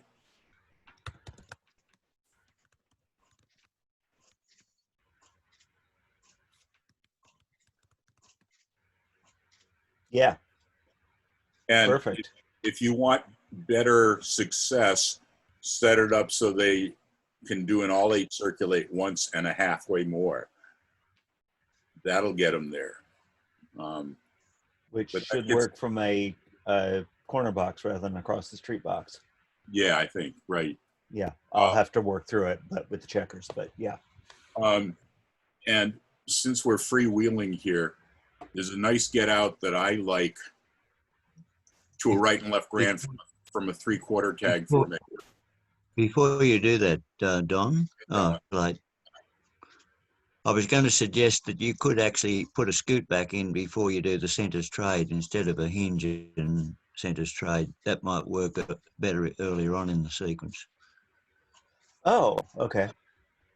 Let's see if we can get back there. No. Hang on.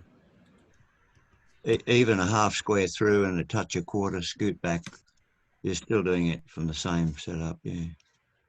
So the easy way to as part of this, basically to get to here, or to get to there. Yeah. Yeah. If you go down to do a copy and then edit it, then paste it and edit it there, then you can paste it in. Well, I can also. So I think you've got the thought. Yeah, you've got the thought. Well, yeah, you could just memorize what you call. Yeah. Yeah, if I could type. Anyway. So yeah, I'll have to think about a little bit about that scoot back, but that scoot back could also get me boys and girls and girls, the boys and girls on the other side after the trade centers run, so that I could do a wheel and deal a bend line wheel and deal directly. Cool. I will play with that. Thank you. I've got a couple of good ideas, more than 2. So Dan, I want to keep up there. I want you to dance terminations for me, but okay. A get out to a 3/4 tag formation to a right and left grand I was at a Caller Lab session that Bill Davis and Kip Garvey were running, and I think they were talking about different get-outs for people. And somebody in the audience suggested this, and it was one that I remember, a module, a get-out module. I remembered because it was really pretty cool.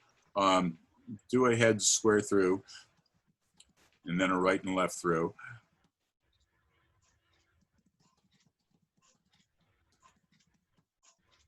So it's easy to remember to get, this is where it starts. Touch a quarter, check who the centers are, they will trade. Same centers run. 3/4 tag the line to a right and left grand, but just freeze it right there. Ooh, nice. It's short, it gets you there, it's easy to remember how to start it, the 0 box right and left through. Most people seem to be able to get that. It's pretty nice. Why don't you just replay the sequence so we can see if it flows or not? But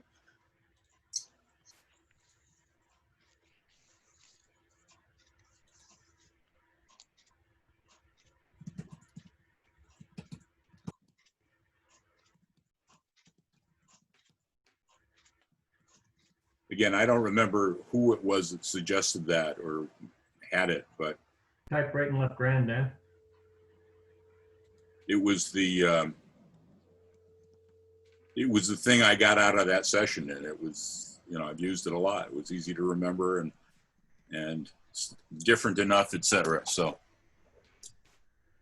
not part of this, the topic of today, but it's in the after discussion, so who cares? I think it's great, Don, and thank you much, because that's now in my repertoire. Considered it researched into my repertoire. 3/4 tag the line and 1/4 tag the line are two movements that, although they are now on the mainstream program, are terribly, terribly underused, and they're overused ineffectively. Can I suggest an improvement? Yes.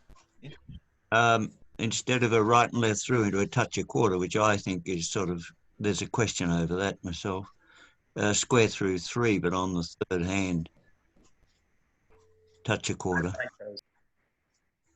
That sounds pretty cool. Shall we try that? Dan? Let's see how, I'm not using SD. I can't use SD commands here.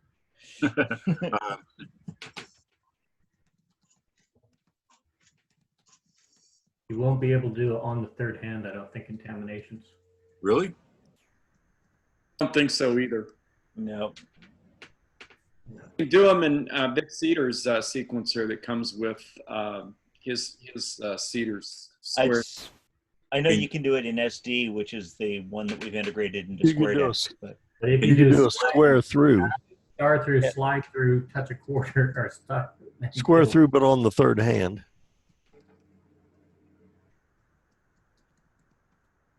It can do that. Should be able to. You do square through 2.5?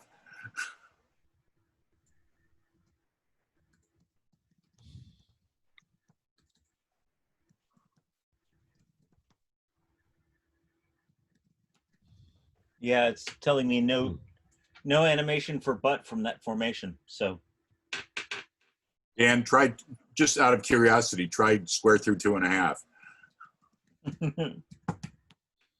Half of it will.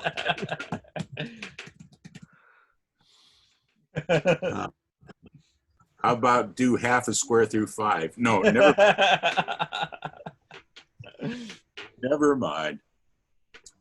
But yeah, Alan, I think that would work nicely. Yeah. Daryl, I think I spoke over you. To get that to work, it's square through on the third hand, touch 1/4. It doesn't like the word but in there. Got to get your butt out. That doesn't work on mine. You may need a comma after square through. That's the way it's written in Taminations. Through, comma, 1/3. Third is spelled out also. Thank you. It doesn't work on mine.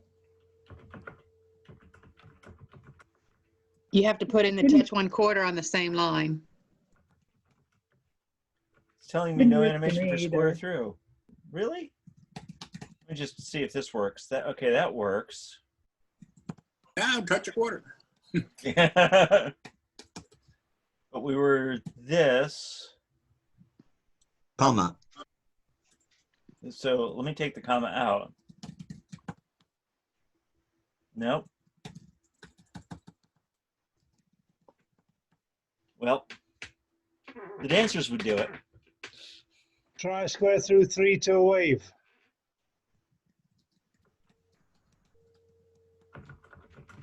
Oh, Oh, there very we clever. go. Now single hinge.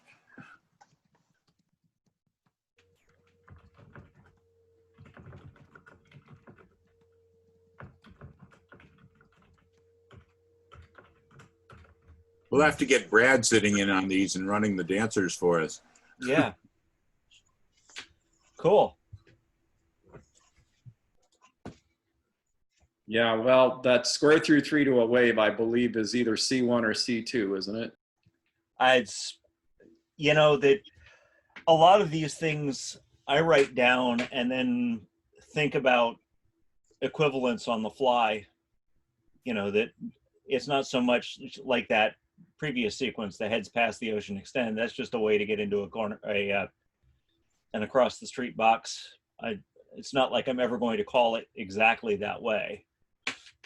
Same with the right and left through from a corner box. I would probably call something like, you know, touch and quarter, walk and dodge, partner trade, reverse the flutter wheel, right and left through, slide through, and then do my get out.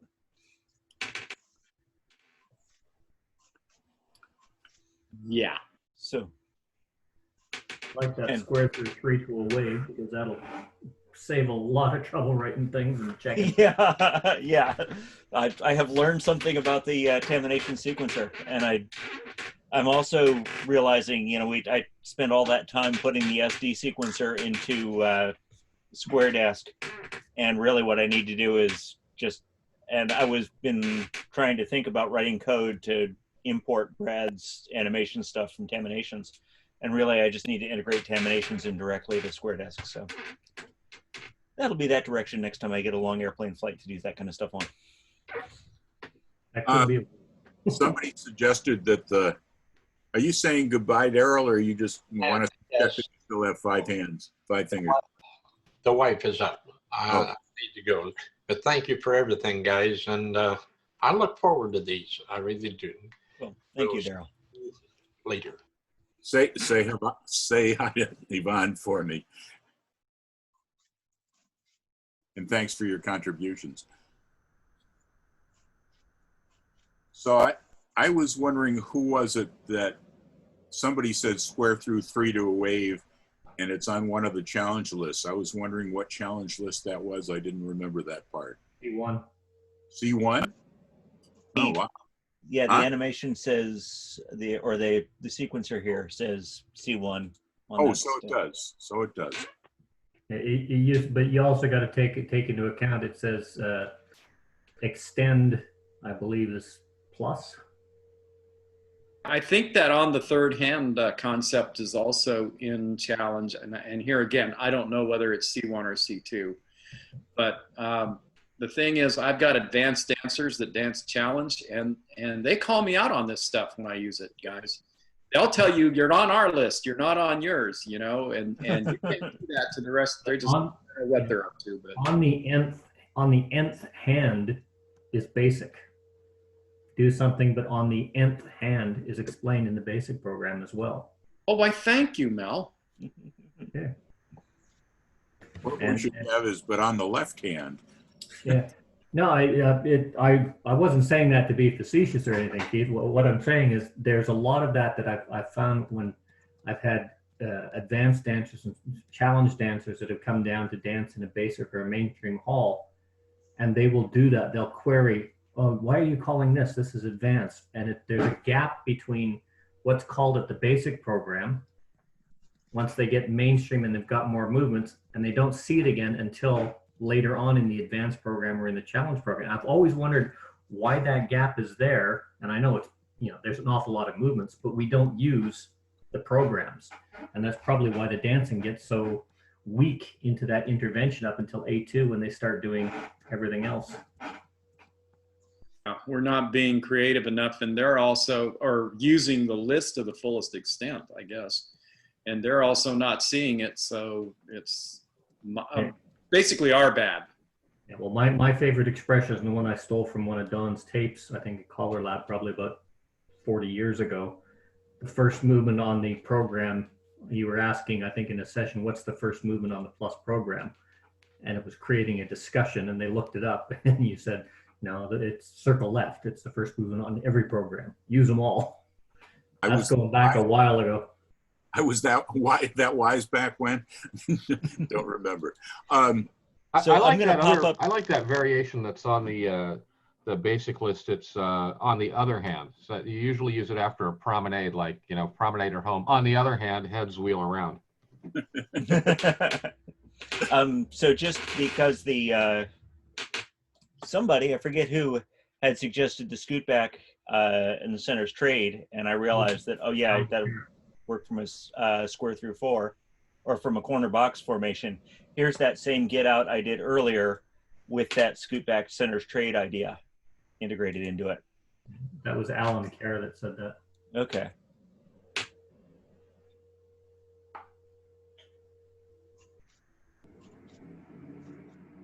Of course, I'm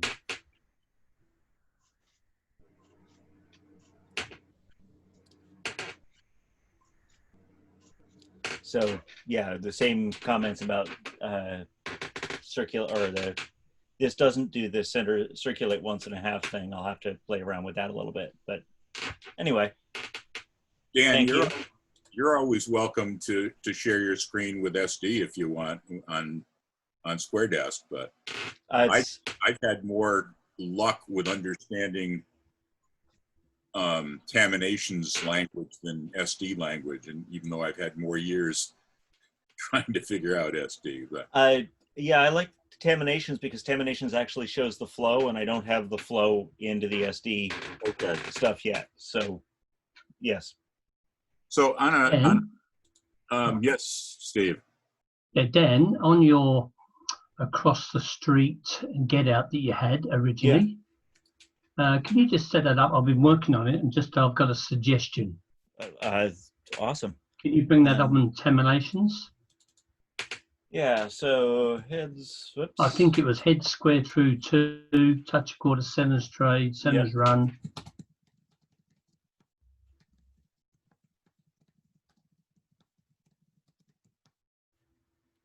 Now from there, if you did a tag the line and then cloverleaf,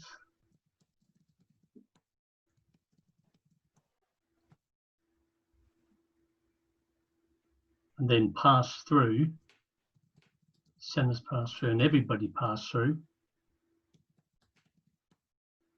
then you've got that right and left grand, or they're home. Ooh, that's fun. Cool. That just cuts out the couples circulating the Ferris wheel. Yep. Issue that you had. I've written it down. I'm going to use it. I like it. On a slightly different topic, some of you know, sometimes I groan on Saturdays, sometimes I talk to you on the phone. I love doing these sessions. I can't believe, I think we're at 18 now, but I struggle to stay ahead like I should, finding topics to do and then people that want to do it. This particular topic I've had in mind for quite a while as an ace in the hole when I couldn't find anybody else to do a topic. And at the last minute I panicked I didn't have enough, and then I undid the panic by getting too much. We have done kind of a variety of things here. It hasn't all been choreography. It hasn't all been this. It hasn't all been that. on occasion looking for a presenter, I've looked through the videos that Dan's posted to find a typical one where we do a short presentation and get good conversation. And we don't have any typical ones. They all are different, which I think is great when we think about it. But if you guys like this ace in the hole one, great. I would love to hear about that. If you guys have any other ideas that either you want to present or you want somebody else to present, let me know that. Chris has been thinking of something which I think might be interesting here. Chris Stacy. Oh, what was the other thing I was going to say? Oh, and I'm freaking out here again because I just used my last ace in the hole. I got to think of another one to have handy if I don't have somebody scheduled. Anyway, carry on with your bad flow, guys. That interrupted the flow nicely, didn't it? There's a second aspect to bad flow, Don, which I would love to have somebody have a look at, especially for new callers. And where it twigged was Daryl Clendenin's favorite bad sequence. Yeah. Was mirrored by late Tim Mariner's choreographic nightmare. Ah, maybe that's. And the difference between Daryl's very, very clearly shows really bad flow in choreography and intentionally done so. The thing about Tim's was the choreographic delivery is also can create the bad flow, and that is just the delivery terms. I would love to see somebody that does a lot of presentation on that, a lot more than I do, give a session on that, because it's very, very useful. It's like we talk about square breathing, but we don't talk about square weaning. We talk about bad choreography, but we don't talk about bad delivery creating bad choreography. The delivery thing, I'd love to do more of on here, but I think it's more difficult. It is. Zoom. But can you send me a link to Tim's sequence and let me look at it and see if it triggers any ideas in my mind? That'd be great. Yeah, I'll send you that. And one of the things that I mentioned when Don and I were talking yesterday was how, we've come to accept girls trade, bend the line. But if you call girls trade, give them a beat or two, and then call bend the line, that sucks. Well, I've been amazed at Challenge how you can make up for bad flow with bad timing. If it's going to be a quick change of direction, just stop there for a while until they all check in and orient. And it's interesting, sometimes clever choreography in challenges is worth showing the clever choreography if you have to sacrifice some of the other stuff rather than just using challenge calls. But I'm getting into what Chris might be talking about someday. Well, an example of that from today on the mainstream list is that walk and dodge, right? There's two calls on that list. One of them is walk and dodge partner trade, and the other one is walk and dodge. And if you call the partner trade soon enough, it seems like millisecond timing. But if you call the walk and dodge partner trade soon enough, then the people who've danced a little bit are going to start anticipating that, and it'll turn into one call, walk and dodge partner trade, and we get away with that. If you just call walk and dodge, and then when they get there, you stop a second, and then you call partner trade. Well, now you stopped a second, but at least you've largely killed the bad flow. Right. So it's just funny how that works with. I don't know if most beginner callers would think of that as really two different calls, but to the dancers it almost is, and it's all subconscious. Yeah, that goes back into delivery habits. What Daryl's saying, up to the middle and back, you reel, pass, or wheel and deal, or take a peek. What comes next? Walk and dodge. Walk and dodge is probably 95% of the time, followed by partner trade, that it just becomes a prompting habit.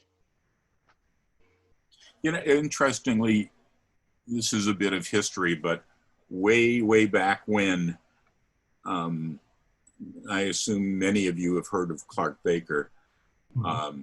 Clark, when he was still a dancer, but not a caller yet, for his master's thesis at MIT, he wrote a program that would generate choreography, similar to what people are using these days, except it was on a Lisp machine, and I think he still has one where he can use it, but it's not used by many. But one of the things he did, he could specify what level it was on, and he could generate anywhere from mainstream to C4 because he was a C4 dancer. And he could not specify hard or easy. But one of the things he tried very hard to do was program into it body flow. One call to the next had to have a certain amount of body flow. And he found out that it was, are you leaving, Carol? Thanks for coming. I left a message on the chat, but it said it was from Mel. I don't know how to do it. Never mind. Click on it and it'll drop down. But anyway, waving works when I can see everybody. Thanks for coming, Carol. When he wrote body flow into it, he found out that it was almost impossible to have good body flow for all 8 dancers, or 4 in particular that you had to watch. And he would allow things that had, if it was bad flow for 2 people, he wouldn't allow the program to do it. If it was bad flow for only 1 out of 4, you know, counting symmetry, as long as there's only 1 problem with body flow, he would allow it. Like walk and dodge, partner trade would only be 1 people. But if it were worried about all, you know, both the man and the woman having bad body flow, he would eliminate it. But he found out if you tried to eliminate everybody's bad body flow, it just, he could hardly get any choreography generated. He had to sacrifice a little here and there. Now, who knows what criteria he was using back then and what we all thought about, but it was an interesting conclusion that you had to sacrifice a little to get something out of it. Adding to that history, because everybody's nicely quiet, I brought Clark to our local Callers Association because I figured that callers should be interested in knowing what's going on behind the scenes as a dancer. Again, this is before Clark was a caller, and he generated a bunch of sequences in Mainstream and Plus that most of the people there could dance, and then walk people through the stuff. And it proved very nice. Well, it did 2 things. It proved very nicely that the program couldn't distinguish hard from easy. And it proved very embarrassingly that 3/4 of the partners, of the callers even, but the partners also couldn't dance the choreography because it was too difficult. But it did accomplish what it was supposed to. Here's a question for you, Don. Yes, sir. Do you round dance?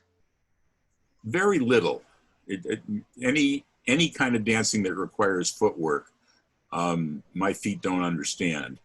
Now, the reason I was asking is, I wish to God I could find it. There was a session that was done by a caller.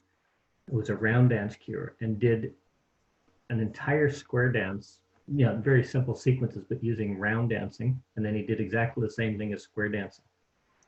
And the round dancing was absolutely smooth, but it was exactly the same footwork. And when you're talking about walk and dodge, partner trade, there's one which is apart, together, change sides forward, and it's done in a walk or in a foxtrot or something like that. But it is that sideways trade places, and it's the exact same footwork as walk and dodge, partner trade for one dancer, not for the other dancer. But apart, change places is exactly the same footwork as a walk and dodge, and yet in round dancing it's perfectly smooth because it's expected it's taught as part of the sequence, it's taught as part of the movement, taught as part of the styling. And yet in square dancing, the same dancers, and this is where he pointed it out, said that the dancers that found these sequences very, very smooth in round dancing, most of them were the same dancers that found it very, very awkward. The same footwork, the same handwork, found it awkward in square dancing, but was smooth in round dancing. And it was all because of the way it was taught and what was expected. That is so cool. It'd be nice to have a video of people going through that. If anybody ever stumbles across that, for God's sakes, copy the link and send it to me. That I can see. One of the things that you mentioned in that is also very true, is that the round dancers that are used to smooth dancing would complain more about rough, non-smooth dancing and square dancing because they're more sensitive about it. What a cool experiment. Yeah, and the things they complain about are not dive throughs with the arms or star throughs or things, because all that's in round dancing. The things they complain about are, you know, grabby square throughs or holding on when you go past people, that kind of stuff. Yeah. Simon, did you have a comment? Hello, yes, I'm finally joining in. The walk and dodge from partner trade, it's a, the partner trade is a, oh, the word is gone, but the difference with hands. If the square dancers took hands, after the walk and dodge, you take hands with your partner, you've then got mutual leverage is possibly a too strong a word, but you've got mutual assistance to then change the girl's direction. Yeah. I think I feel sometimes in the square dance smoothness discussion, we consider the feet. We don't consider the fact that we may also have hand contact, and hand contact can make it easier to do some things.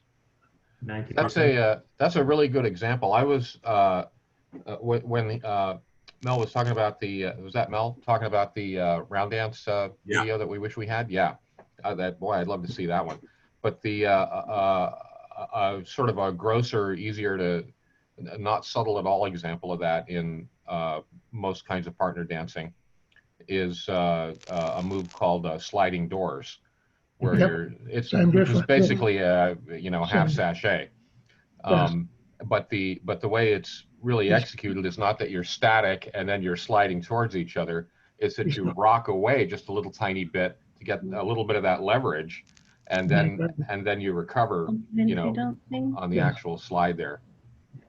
Where that comes into play is where you hear circle left, lady center, men's sachet, or men's center, lady sachet. It's the same movement because the other dancer has that stop action to come across, or that step back in the lead across. I'm with you 100% on hands, Simon. Yes. I called for a Jewish group in a synagogue, and I never realized how much I stressed hands, but at the end of their graduation, they gave me a present, and it was a sweater where everybody had dipped their hands in sequence, and they had the word hands written on. Everybody had handprints all over the sweater saying hands, because I say that word all the time when I'm teaching. Hands, hands, hands. Some people claim that teaching slide through before star through is much more versatile, but I think star through, because it really orients people because of the hand hold, is a much more valuable tool. So here's homework for somebody. Before next week, call the following and report back. Walk and dodge California twirl. Like it. I think you got to get the women used to that kind of rocking back and forth, but at least it has the hand connection. It'd be interesting to see. Actually, it'd be interesting. What can you do? We had this discussion earlier. What can you actually do that is considered smooth after a walk and dodge for all the dancers? Shakedown. Sorry? You turn back. No, even that's not smooth. Wheel around? No. A U-turn back, a sideways, and then suddenly turn in the counter. Face right is the one I find most useful. Chase right. Yes, not chase right, face right. Yeah, you're saying face right, but Chris mentioned, what did you mention? I forgot already. Oh, I said shakedown, which is a C1 call. It's a little bit, it's sort of a little bit like chase right in a sense. It's like a chase right. but it's more around the corner as opposed to behind you. And so I think that, but of course, you know, that's not going to help you. No, but actually, I like what Alan said. He said face right, not chase right. What's the difference in flow there? The person walking forward, let's just set it up standard with boy walk, girl dodging. If we follow that with a face right, the girl makes a 90-degree turn right, and the boy makes a 90-degree turn right. If we call chase right, the boy continues to walk forward to do the fold. The girl still makes the same 90-degree turn and then just follows it in that direction. So why is one smooth, not the other? It makes no logical sense whatsoever. And it's like, as you said, walk and dodge, California twirl, walk and dodge, partner trade. Oh, both abhorrent. But how many times have we seen walk and dodge, they wheel around, girls run left, or walk and dodge, boys run? I mean, it's the same thing. Yeah, I used to do those puzzles in the car when I was a kid. So You know, if the call with a is little so bad slidey for flow-wise, why have they not taken it out? It's a beautiful call, and it's like, for instance, I think it goes back to a lot of these calls were designed. A lot of them were traditional. A walk and dodge was, I mean, that was coming back in a lot of the French dances from, I think, the 15th and 16th centuries. That type of an action in flow with the couplets, and also in the Circassian circles, that they are part of the tradition. When it was defined intentionally to have that flow break as a break flow movement. It's designed in that way to be exactly what it is. It's not bad flow, it's just the design of that piece of choreography. Hey, did anybody mention separate, walk and dodge, separate? Who's going to do separating? Well, like from a squared set, heads face your partner, touch a quarter, heads walk and dodge, separate around one. Oh yeah. That'll Back, work. To your lines, what about walk and dodge in the boys trade? Back when I used to think about, if you had, you know, ended up in lines facing out after the walk and dodge, you could do, two people could do a bend the line nicely. The other two could do a cast off 3/4 or a cast off. From a left-handed wave, you do a walk and dodge and wheel around. That would be nice. It is nice, yeah, it's very nice. It would be. So Nice if you've got the girls doing the walk. Yeah. And the boy can bring her around. Anyway, I used to try and think of, or get people to do, instead of cast off 3/4, to do a cast right or a cast left. Yeah. After that, and it might have flowed, but I don't think people like to do a cast straight, and it just. One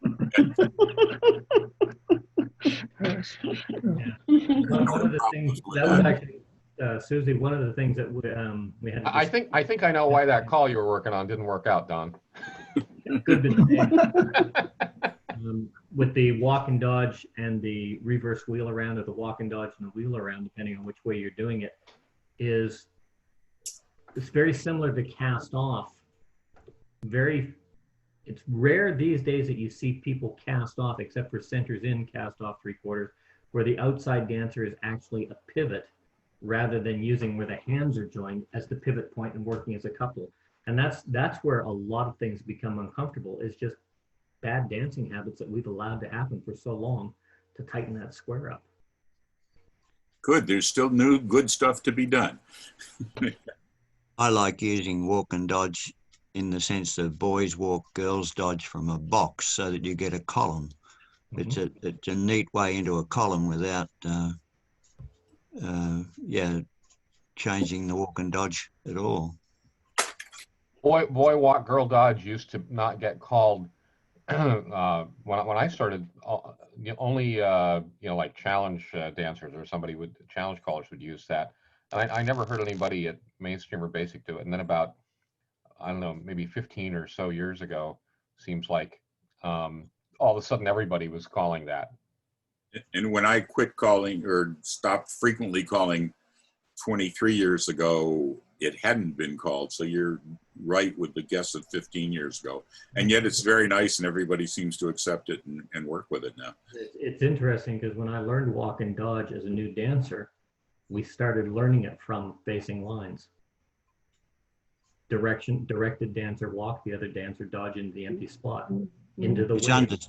It's understood better by new dancers too. That's where it was learned, and it was such a common thing. But that was the year, that was Germany, and they just translated the definition, said this is the product, and they went with it. There was nothing there that said this is a bad habit, this is a good habit. They just said this is what the words are. Okay, we understand it, we've translated it, now we've worked through it, let's start teaching it. And that's the way they did. That was in the 80s. It was very, very boy walk, girl dodge from a line was taught well before touch a quarter, walk and dodge from a wave. That's just the way we learned it. So I'm just thinking off the wall here. Chris, I know you have a better handle on challenge than I do, but if I did a from facing couples, boy walk, girls dodge, and then then a normal walk and dodge, is that a stable box circulate twice? So we did boy walk, girl dodge. So you have a right hand box with the boys looking out, and then you wanted to do another walk one. Dodge. Just do a walk dodge. Oh, okay. You're walking in, right? You're walking in box circulate direction, right. Changing facing direction. So right. Basically, it replaces a cross trail. Oh, wow, that's a good one to know, Alan. There was some stuff, and you should have brought that up when we were talking about through the middle stuff, and I needed to, rather than half sachet, pass through.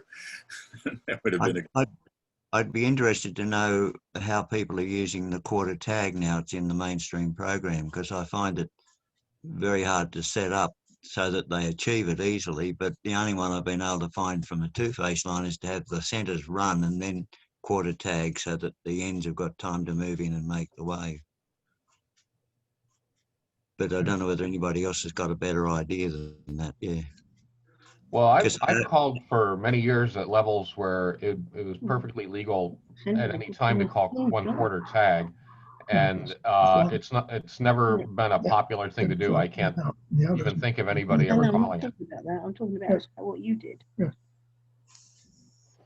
that your approach though, Alan. That's sounds like a good onesie. Now you need a few more, right?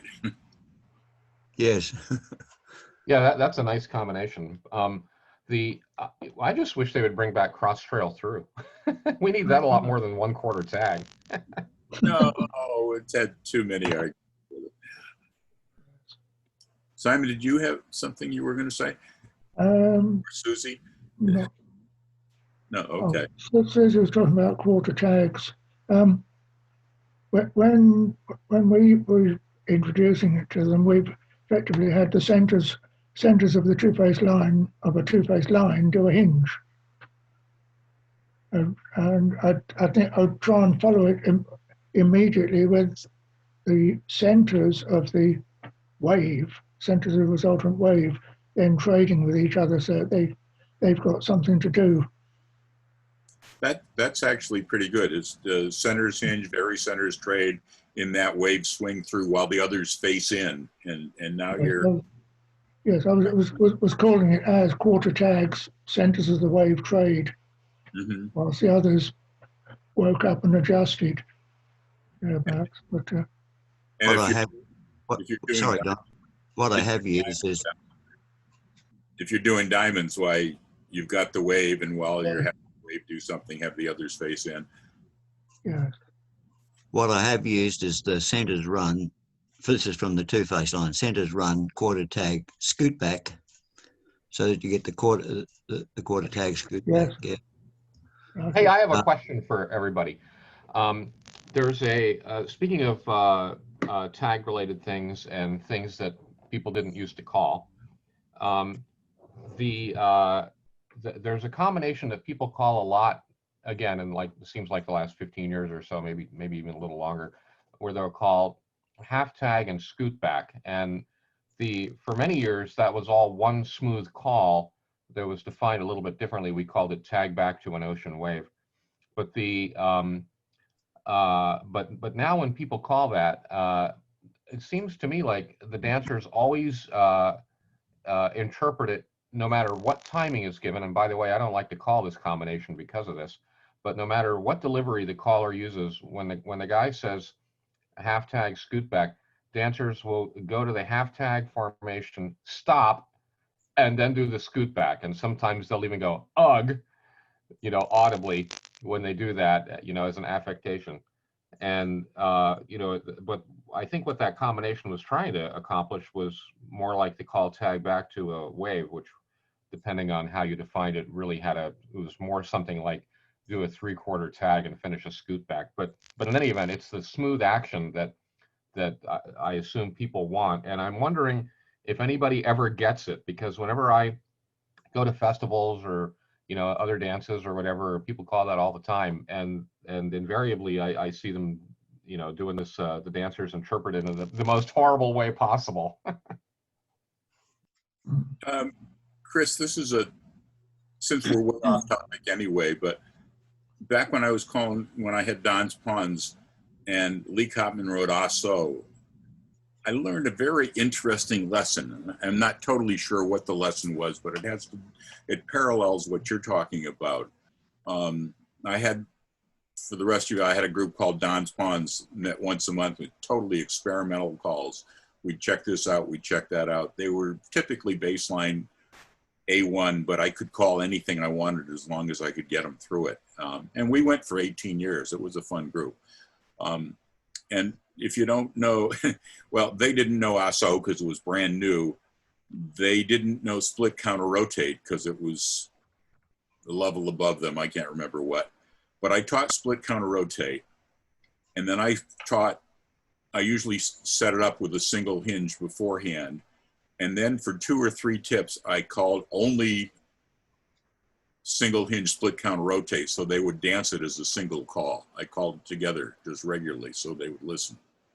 Then the next tip, I dropped that and called ASO, taught them ASO and called that. And it's the exact same footprints. And I did that for 2 tips. And then I started mixing the combination of ASO and single hinge split counter rotate. And they danced it differently. They really did. And it blew me away. I don't know why. I still don't know why. But it was fascinating to watch because I really set it up so that they would not dance it differently. So it was, the single hinge split counter rotate was a single call. And they literally danced it differently, which is, again, what you were saying, Chris, on the scoot back, but pausing after the split circulate kind of thing. And Alan, another way to get into quarter tag that probably mainstream dancers could handle pretty well is from parallel waves extend in the leader's trade. If you extend swing through in the leader's trade or something like that at the same time, you might end up with your quarter tag formation and not sounding too hokey like I'm trying to get you there. Oh, but I'm sorry. That's only getting you into a quarter tag formation, but it's not calling quarter tag. Never mind. One of the things with calling quarter tag, I've found if I call 3/4 tag, dancers don't really have a problem with it, or 3/4 tag the line, dancers don't have a problem. If I call quarter tag, there's a major hiccup. But if I call 1/4 tag the line or quarter tag the line, say it out full, it does create a stop in the flow to establish the position when they get there. But the dancers very rarely have trouble with it. But you have to follow it with something, with either a forward flow like a scoot back or an establishment movement like a centers in the wave trade. And once they start doing it, there's no problem. But if you say 1/4 tag the line, dancers don't have that much trouble. I was just looking, I had a bunch of modules, 4/4 tag that worked. I used them in Adelaide and, I did an entire session on it and it really worked well. But that's what I found is I couldn't say quarter tag or 1/4 tag. I'd have to say that out in full and create that deliberate pause. I think the problem with 1/4 tag is just an amplification of the problem that anybody ever has with fractional tags. Mm-hmm. And that's just, people are sort of arriving at different times. in the formation. Some people have a lot further distance to go. Some people have a lot shorter distance to go.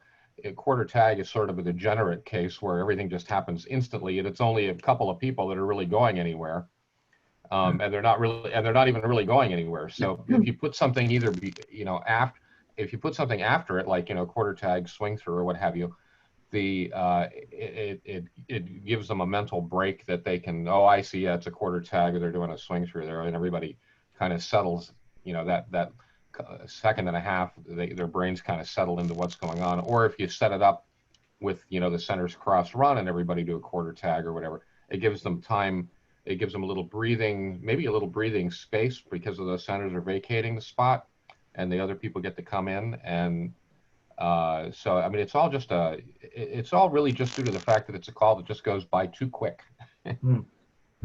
Yep. I think that's probably why the pause in it works too. It's just because it is such a fast move. On another totally off the subject question, Simon and Susie, where are you guys from? We're UK. I've been dancing, started 67, London area. We're now in middle of England. Danced up to C2 with Dave Wilson. Fun week. C2, learn C2 with Dave Wilson, and it was enormous fun. More recently, we're Plus and Main. They gave up the challenge, or we gave up the challenge. I found they took the dropping hands to knee level, took away any dancing from my point of view. I think we faded out in that we did a weekend of C2 once a year, and that was enough. I love the choreography, but I wish the hell they'd danced that stuff. Apologies to anybody that comes to, but I've been dancing since 1954. 1954. We've got a. Wow. Yeah. That's over 70 years. That's right. Yeah. I'm ever so old. But you don't look it. No, I don't feel it. I found that when I was coming up learning challenge dancing, that the dancing was a lot smoother when most of the floor danced the higher levels. So for example, if you went to a C2 dance and 90% of the floor was C3 dancers, and so this challenge-wise was, they might as well have been doing Plus, maybe a slight exaggeration, but then they were a lot calmer, and the dancing aspect of it, just the way they held hands, just the way they moved was a lot more dancey. And I think part of that is different habits that people are taught, or that they pick up when they're going through these other levels in terms of handholds and things. And then part of it is just the stress factor of how much they're so concentrating on what they're doing that they're just not relaxed enough to sort of dance normally like they would. Chris, I can believe that, but another factor at those levels, more common at those levels, is the caller calling dancing, or is the caller calling puzzles? And there are some challenge dance callers that do one, and some callers, that just call puzzles, and others are trying to make them danceable, and they're more and more trying to make them danceable. There's some pretty good stuff going on out there. But well, I remember some of the dances I'm remembering are Lee Kopman doing his Hardest Weekends, but the level is C1, but the floor is C3. I remember Lee Cotman calling Chase right twice. Was it Lee or was it Steve? It was Lee. It was Lee. Yeah. He said, "Well, I wrote it. Do what I like with it." Yes, I met challenge. I'm not sure which. I don't think it was numbered at that stage. Not quite realising it was. A friend of mine got hold of a Lee Cotman tape. It was about March '72, I think it was dated. And with a copy of Burleson, we slipped ourselves into it. But subsequently met Lee, and Lovely fella. He was lovely. Talking We about did a- flow, talking about flow, the thing that irritates a mainstream square the most is if I'm dancing as a caller, I dance so that I just arrive at the formation ready for the next call. Oh, and yeah. the panic that sets in amongst all the dancers because you are not in that position where they want you there, standing there waiting for that next call rather than just flowing into it. And it's amazing how they get quite unstable about the fact that you're not quite there yet. But you're going to be there at the beat, you know. I see that a lot being done by callers when a grand square is called and you watch a caller do it in 32 steps and you watch the rest of the square doing it in 22 steps. That's right. It creates a lot of anxious dancers. Yes, we have seen actual collisions caused by that. And somebody backing out about 6 steps ahead of where he should have been, trampling over the people that were still Threw me into the next square. moving out from their position on time. That happens when people are stubborn enough to try to take the full 32 count, and everybody else is dancing it the way most people do. But yeah, 14 beats.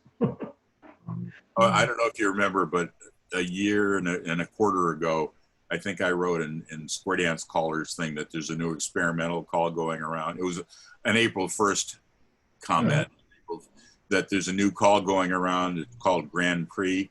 It's the same footsteps as a grand square, except instead of taking 3 steps and turning, you take 2 steps and turn, and then go home and wait and watch the caller sing a little bit. One of the things they do here in Australia is a grand slide. Yep. It's actually a lot more popular than the grand square, and it's done deliberately because it makes you slow down, because you have to do that in order to get the steps, because if you don't do it right, it just feels and looks so awkward. You have to do it right. I like what Chris was saying about, you got a C3 floor dancing C1 and it really smooths the floor out. Chris, any way of translating that from plus coming down to dance basic and mainstream? In our dreams. Yes. Because we would all wish that our plus dancers and plus dancers in general were really, really good mainstream dancers. But as far as I can tell, unless you live in Germany, that isn't going to happen. Yeah. One of the saddest comments I ever heard was, it was National Callers Association, a caller learning to call. So don't worry about teaching them symmetry or left hand or right hand or variations. And what the movement he was actually talking about was reverse flutter wheel when we had this conversation. His Callers Association essentially said, and I'm paraphrasing here, don't worry about teaching them that stuff. Just get them on the floor into the plus group. They'll learn about doing that reverse and left hand stuff when they start dancing advanced. That's where they learn that. And it just, whoa, what the hell was that? Yeah. Yes, I think in latter days we survived at C1 dancing because we were working week in, week out with basic and mainstream and plus. And that was enough for us. The 6 circular, 8 circular. Yes, there was one infamous session we were at. Well, you remember Dave Clay? He was Nottingham based. He was one of these Marmite fellows. People loved him or they hated him. I was one of the ones that could put up with him. He was calling. I think it had been C1, and then he came down to A. He called something that started with an all 8 circulate, and the set that I was in, particular couple flopped out every time. Dave ended up asking over the microphone, "What's the problem?" I didn't cause. I caused a certain amount of disquiet by chirping up and saying it's the mainstream, which was a split circulate, wasn't it? I don't know. It was certainly it's the centre facing out, doing a split circulate. They couldn't decide where to go. Yeah, but it was the mainstream portion of the move that was causing the trouble. Yeah. I remember one of the hardest parts about teaching A1 and A2 is slipping in teaching mainstream and plus without the people being insulted by my teaching that. Yeah. But it's what you had to do. And I mentioned, I don't know if here or elsewhere, but one of the first A1 calls I teach is the as couples concept. because that way I can teach them some of the mainstream calls again. Yeah. And one A1 workshop a club hired me to do, where we had, and I think I've said this before, so pardon me for repeating. They decided the area needed an A1 workshop, and wow, we had 18 squares. And when I had them, had them in my grasp and hooked on the workshop, maybe the 4th, 5th, 6th night in, I taught them circulate, and I taught them, there's a circulate path, and let's look at it from parallel waves, and let's look at it from parallel two-face lines, and let's look at it from columns, and let's look at it from quarter tag, and let's look at it from diamonds. But, identify the path and move up one on it. Maybe 15, 20 years later, I had a guy come up to me and he says, I was in your workshop, and the night you taught circulate, I was really upset with you. That's a mainstream call, and we're there to learn A1. And I was ready to walk out. And then years later, I found out that was one of the most useful nights that I'd had. But it took him years to figure out that you really should know mainstream. Yeah. A lot of that will come back. I noticed that same comment coming up a lot of the time when they were talking about hinge and do something, overturning the hinge, not having the actual geometric sense of where you are on the floor in relation to the walls, overturning, underturning, and moving low, because the habits were not developed early. They were just through too quickly. But that's why you're supposed to call hinge a quarter. All right, I'll shut up now. I think that's when I was pointing out, when Dan was showing his sequence to the 3/4 tag formation right and left brand, that the extend after the touch a quarter was, if people can turn a quarter, touch and then turn exactly a quarter, it's not a problem. But they're likely to overshoot or undershoot, and then the formation goes away. Guys, I'm going to tune out now. Yes, I think I'm about ready to bail. we're going to have to do the same too. Anyway, lovely talking to you.